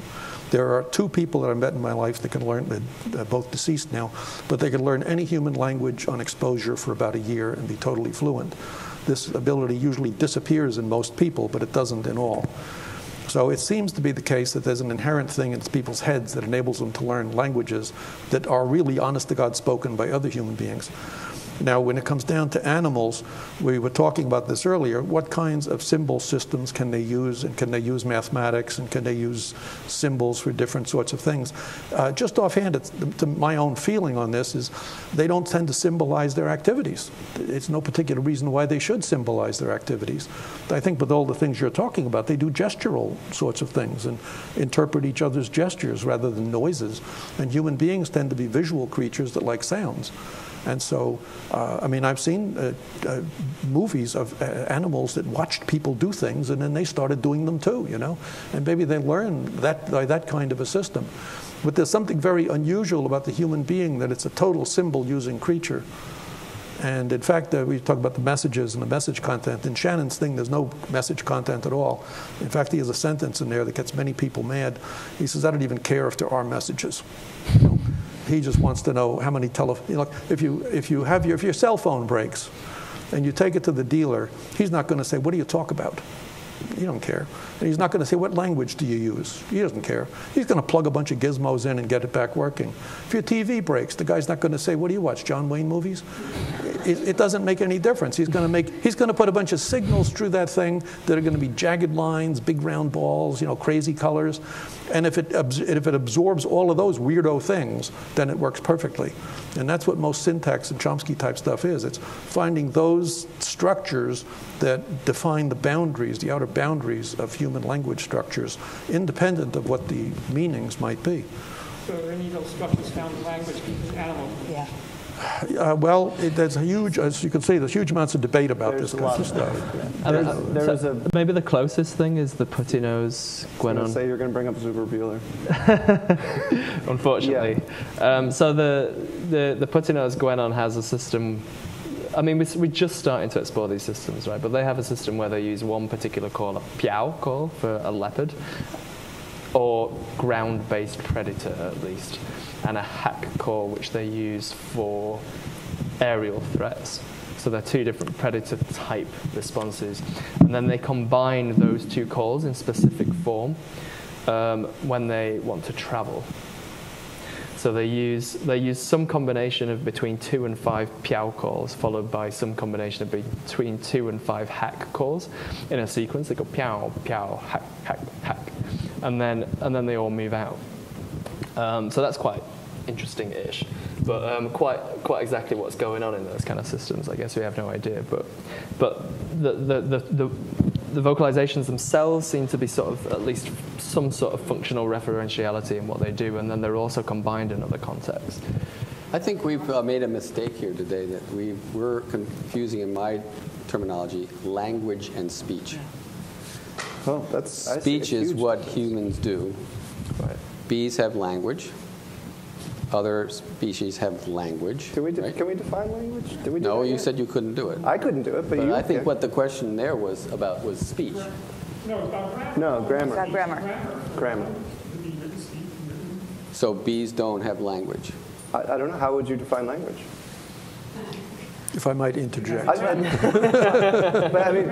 So what you've done is you've invented definitions that exclude anything but humans. Exactly. So that's a useless concept. Wait, no, but how do we do? But I have an excellent evolutionary or behavioral ecology definition of communication, but I don't have a definition of language. But people have talked about language as a set of agreed upon symbols that are used conventionally, and people like Hockett and others have listed, based on human language, certain design features that we do, such as grammar, such as productivity, such as using symbolic forms, such as arbitrariness. I mean, there are like 18 things. Just as an example, just to say, how can we compare what other species do with what we call language? Do other species show any of the properties of human language? Not forcing it into a language game, but just saying this is how we do it. So we do have metrics like that, and many animals do show many of those design features. Again, what if we throw out the word language? Just let's throw out the word language and say that's what we do. And other animals may use, and that's our kind of communication system, and it could be nonverbal or verbal, okay? And then we've got other animal communication systems, and we can call that X, Y, and Z. It's not better or worse. They're just different. Certainly not hierarchical. That would be a little bit more of a fair playing field, wouldn't it? Would you distinguish the dialogue that we've been carrying on here, which is through the modality of speech, and the kind of almost universal awe sound that went out when the puppy came in? I would distinguish between those two. So I would consider one a kind of a vocal communication, a vocal signal that is probably to some degree inherent or inherited. Arousal-based and reflexive and inherited, and therefore probably has an evolutionary tract, whereas the words that are coming out of my mouth have to be learned. So we have emotive signals, and we have something that's non-emotive signaling. But it doesn't have to be speech. It doesn't have to be acoustic. Right. It doesn't have to be emotive. Can be non-intentional. Blushing. You have an emotion. You blush. So there's this realm of all these signals. But I think we're still stuck with this idea that what we do is that we call language. No other animal can have it. As Chris is saying, we're a priori saying that, this is language, this is better, and no other animal can really do it because we've already said what it is. We're we do this with all sorts of things. It's clearly circular. And I would never put language on any sort of hierarchy to say it's better or worse, but just an ability to somehow distinguish it, which is why I continue to bring up but in human non-linguistic communication of crying and laughing and things like that, which are evolved traits that have a communicative function. And I would have no difficulty distinguishing those from spoken or written or sign language that is learned and that is based on a shared understanding of these symbols. So since I don't find that difficult to distinguish between crying and laughing and the use of written or spoken language, I'm not sure why then we'd have such a hard time distinguishing human language from non-linguistic forms in other species. Please. I would like to make a comment on complexity of the communication systems. And I happen to know a guy who was saved by dolphins. So, and I'm going to tell about it. So, with friends, they have a boat. Sometimes they go to a particular island, and from there they put boat there and swim to the smaller island where there is very good beach and a lot of dolphins also nearby. Once he stayed by himself too long on this smaller island, and suddenly weather changed. And he decided to go as fast as possible to the boat. But in the middle, waves became bigger and bigger, and wind became bigger and bigger, and he got a panic attack. And he did not know where to go back to this small island to be saved, or to the boat, because it was something in the middle. And suddenly he felt something below him. And it was dolphins who created the wave.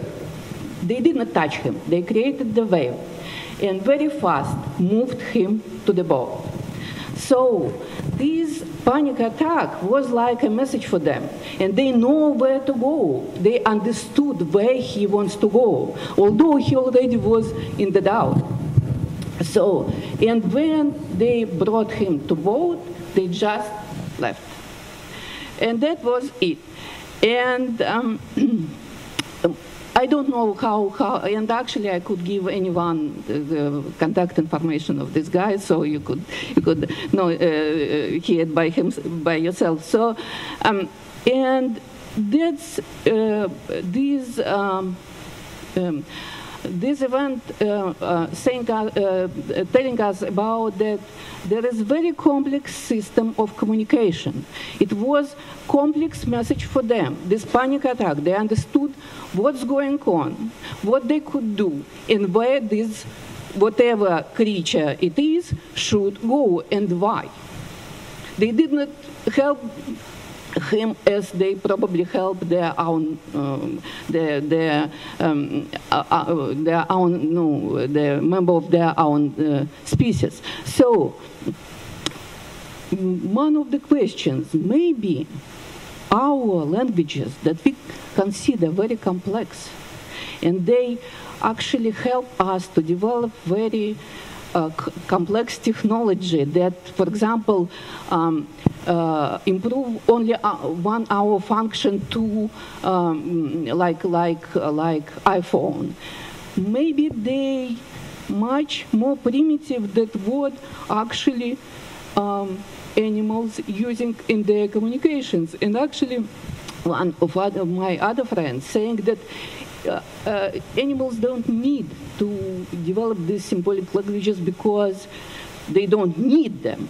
They just don't need it because their life is much more complex than ours. We're sitting here without anything around except only humans. And we just, using these our languages, that we're creating complex technology which is destroying environment, and actually it's not very smart. So there's the question, what is more complex? And what is, they are living and we are sitting and talking. And I'm not saying that I'm, like I don't distinguish myself from the, I'm also choosing to live in city, not in nature, and whatever it could be said about this. But anyway, what's the system of communications is more complex?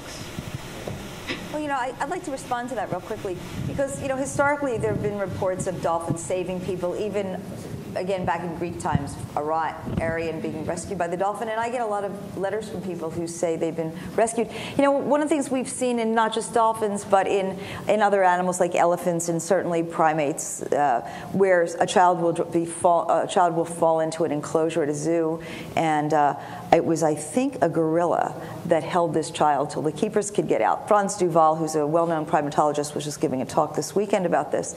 And it seems that whether it's communication per se, it may not be communication, but there's some awareness on the part of the animal, perhaps, of the plight of that organism. And, well, you're going, I mean, wild dogs just did to that kid in the zoo. I mean, that's a very But those are wild hunting dogs. Those are predators. These are, okay, so that may be different. It may not be all animals are the same. But nevertheless, there are several animal species that show helping, caregiving behavior that's not hardwired. Our colleague Ken Norris has shown that with dolphins and whales, their behavior is flexible. If one could argue that a dolphin that's an air-breathing animal, it could have been selected for that they would hold up anything that's air-breathing at the surface because that would save an organism that they're related to or another dolphin, so it's hardwired. But they don't do it. It's not hardwired. Right. You can see them not holding up all flailing animals. I mean, we've all watched that. So there's some selection there. I don't know what that selection is, but you do hear about it. So I just want to argue that I think there is something that may not be based on communication, but on perception or the plight of another that we would call empathy. And I think there's a high degree of learning there, too, because I think the examples where non-humans step in and are somehow protective or indicate some sort of protection response to human infants tend to be very highly publicized. They also tend to be in zoos or with captive or trained animals. Not with wild dolphins. That's not the case. There are many cases, and I have a whole collection of them, of wild dolphins. We don't know their whole history if they're wild, but have done this kind of. Little Ileon Gonzalez, famous case. He was hanging on that inner tube, and he told a colleague of mine who was with him and Diane Sawyer in an interview that as he slid off the inner tube, dolphins pushed him, much like you were saying, back up into the inner tube. So, of course, the skeptic in all of us says, the kid's hallucinating, he's been out there, the whole thing. But the fishermen who came on the rescue boat saw the dolphins, and they left when he approached. Interesting. So let's not jump too fast. No, certainly not. My question is related to whether studying disorders in animals could help us to learn about their communication or language. I just remembered how some people were suggesting that it's helpful to understand schizophrenia as a disorder of language, for example, and how many things that we understand in the field of psychiatry or neurology, we reach there by seeing what's wrong, what doesn't work, actually, not what works. So my question is, how is this applied into the animal communication, and is there limitations for this? Or thank you. I think there's loads of different ways. I mean, you mentioned mental disorders, but there's also a lot of sensory disorders. So people are interested in, sort of color blindness in macaques and understanding sensory perception according to. Where is he? According to things like this. So I think there's people that are interested in individuals with sensory defects and trying to understand communication from those perspectives. And that's quite interesting, particularly in vision, because the way our luminance and color vision works, which I'm not going to go into in great amount of detail, but basically we have a sort of corruption of how light and dark we can detect things as a consequence of our evolution of trichromacy. So dichromats, dichromatic anthropoids, dichromatic humans supposedly have better kind of depth perception and various other things. And in the Second World War, the RAF used to have a colorblind man in every squadron. apocryphally possibly. In terms of kind of, I mean, I think there's a lot of models of depression, negativity bias, things like that, where people are interested in understanding animal communication. So they're looking at, you know, in mice and rats, but also in non-human primates, rearing individuals that have had different types of upbringing, then can get, you can see types of effects that we would classify as being depression. So you show depressed individuals are characterized by negativity biases, essentially. Like when you show them things that they should be happy about, they still think it's really, really bad regardless. And you can get similar effects.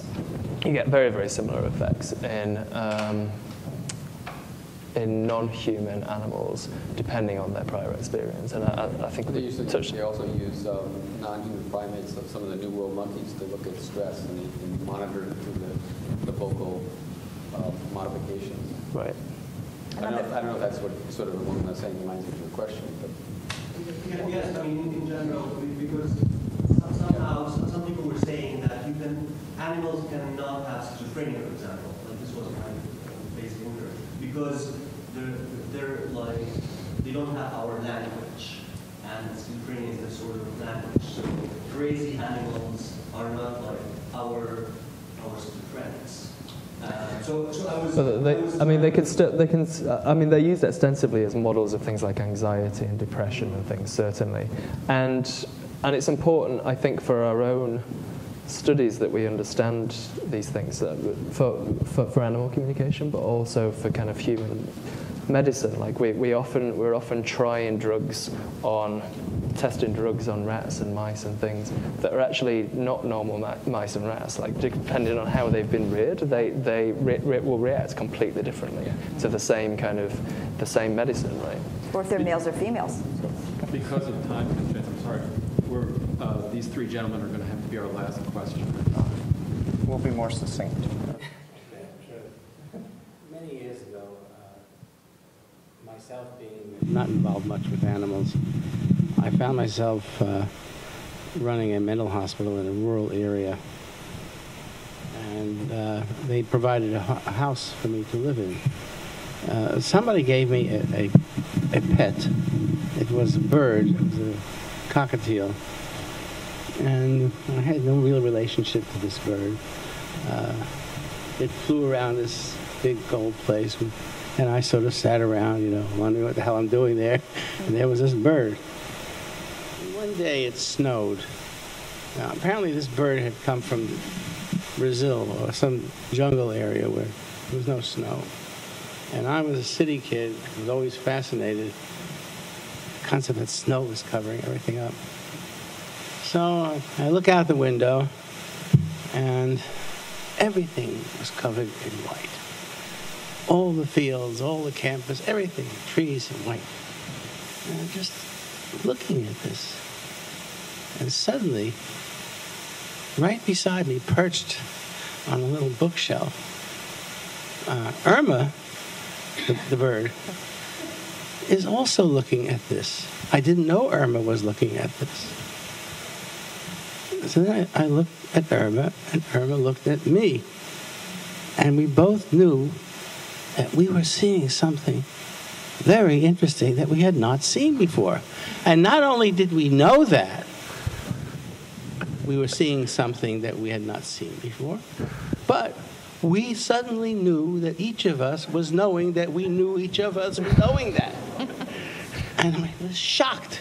And so was Irma. I bet she was. As soon as she realized that I understood what she was seeing and she understood what I was seeing, and that we both understood what either of us was seeing, she flew away in panic to the next floor of this place I was living in. Now, that was, to me, a terribly emotional experience. I had never conceived that an animal would look at something the way I was looking at it and know that I was looking at.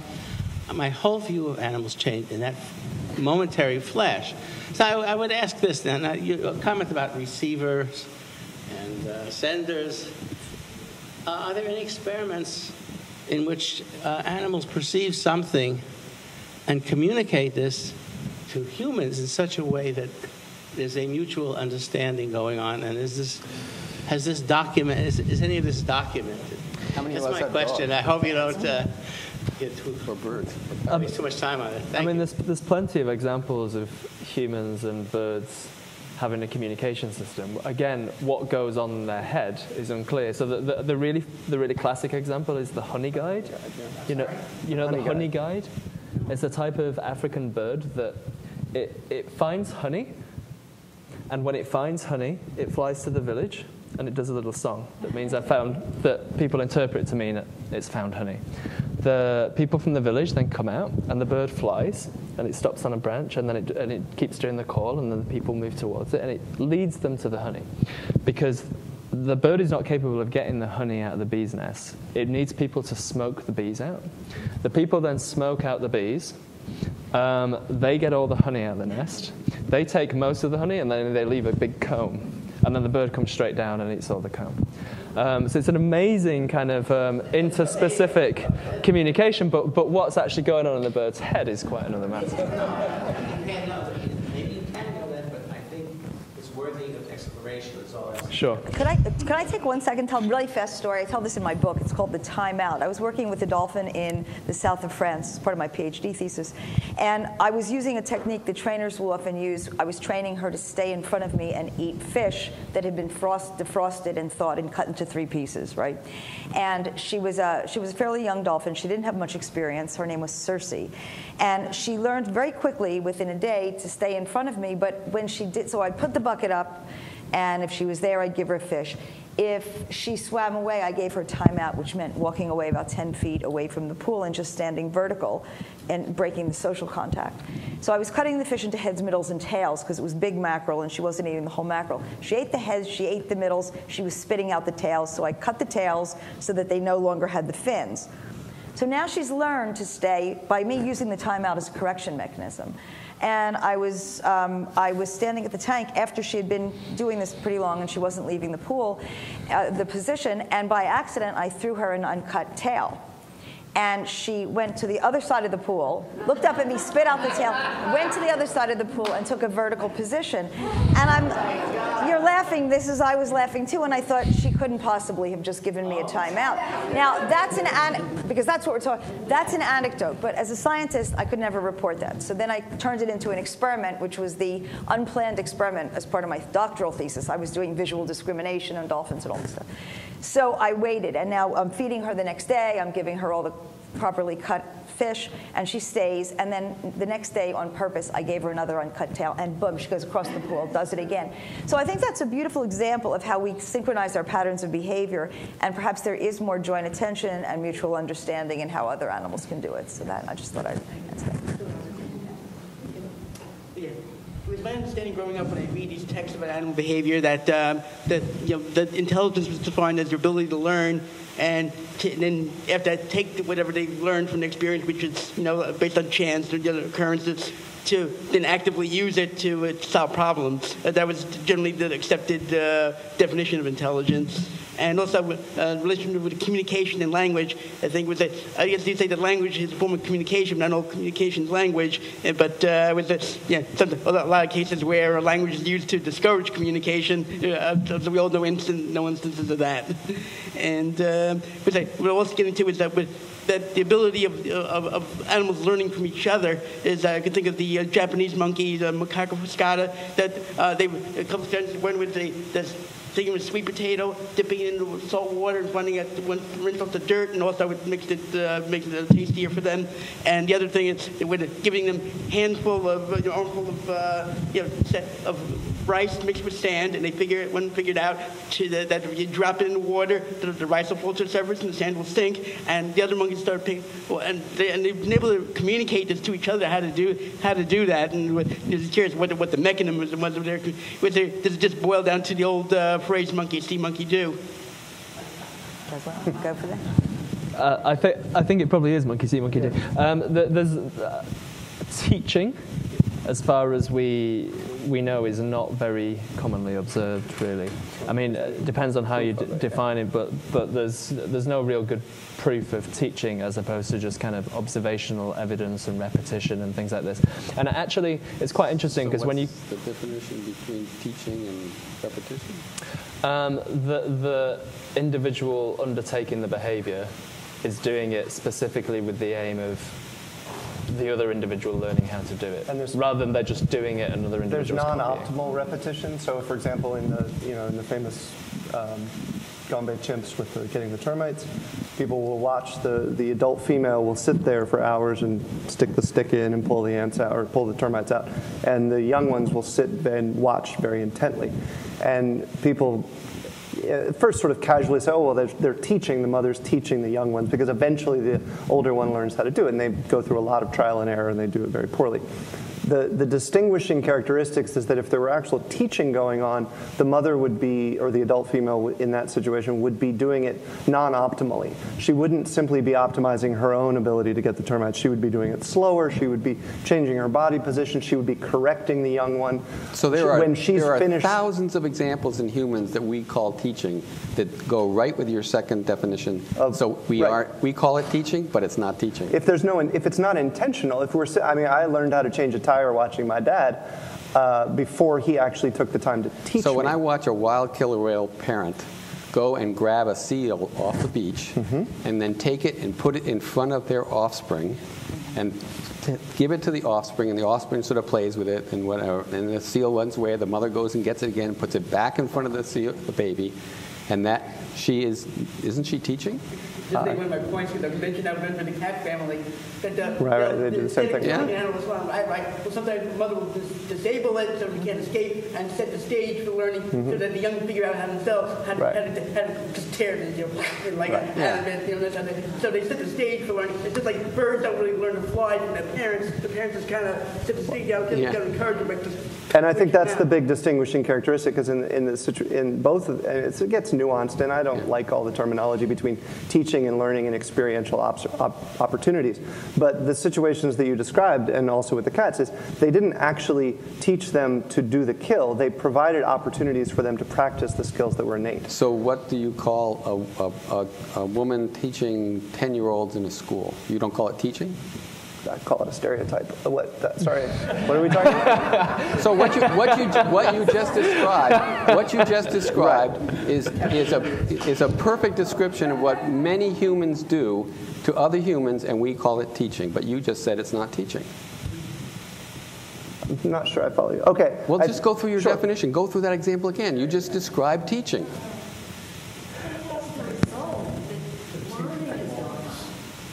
Right. I think when it gets to some of these, sorts of cases, it gets semantic. Very close. And I think again, yes, and I think it should be done over glasses of whiskey. Since we're running out of time, there seemed to be some interest in this whole animals saving humans thing, and there's not really any need to go to zoos or even talk about saving humans, because there's endless examples of animals saving other animals of completely different species. There are lions that have saved baby, antelope. There are lions that have saved, fought off the other lions to protect a kid that fell into the zoo. I mean, there's just countless examples. So there's no need to distinguish predator or non-predator, or zoo or non-zoo. There's a lot of it. Thank you guys so much. Fantastic. All right. Thank you for the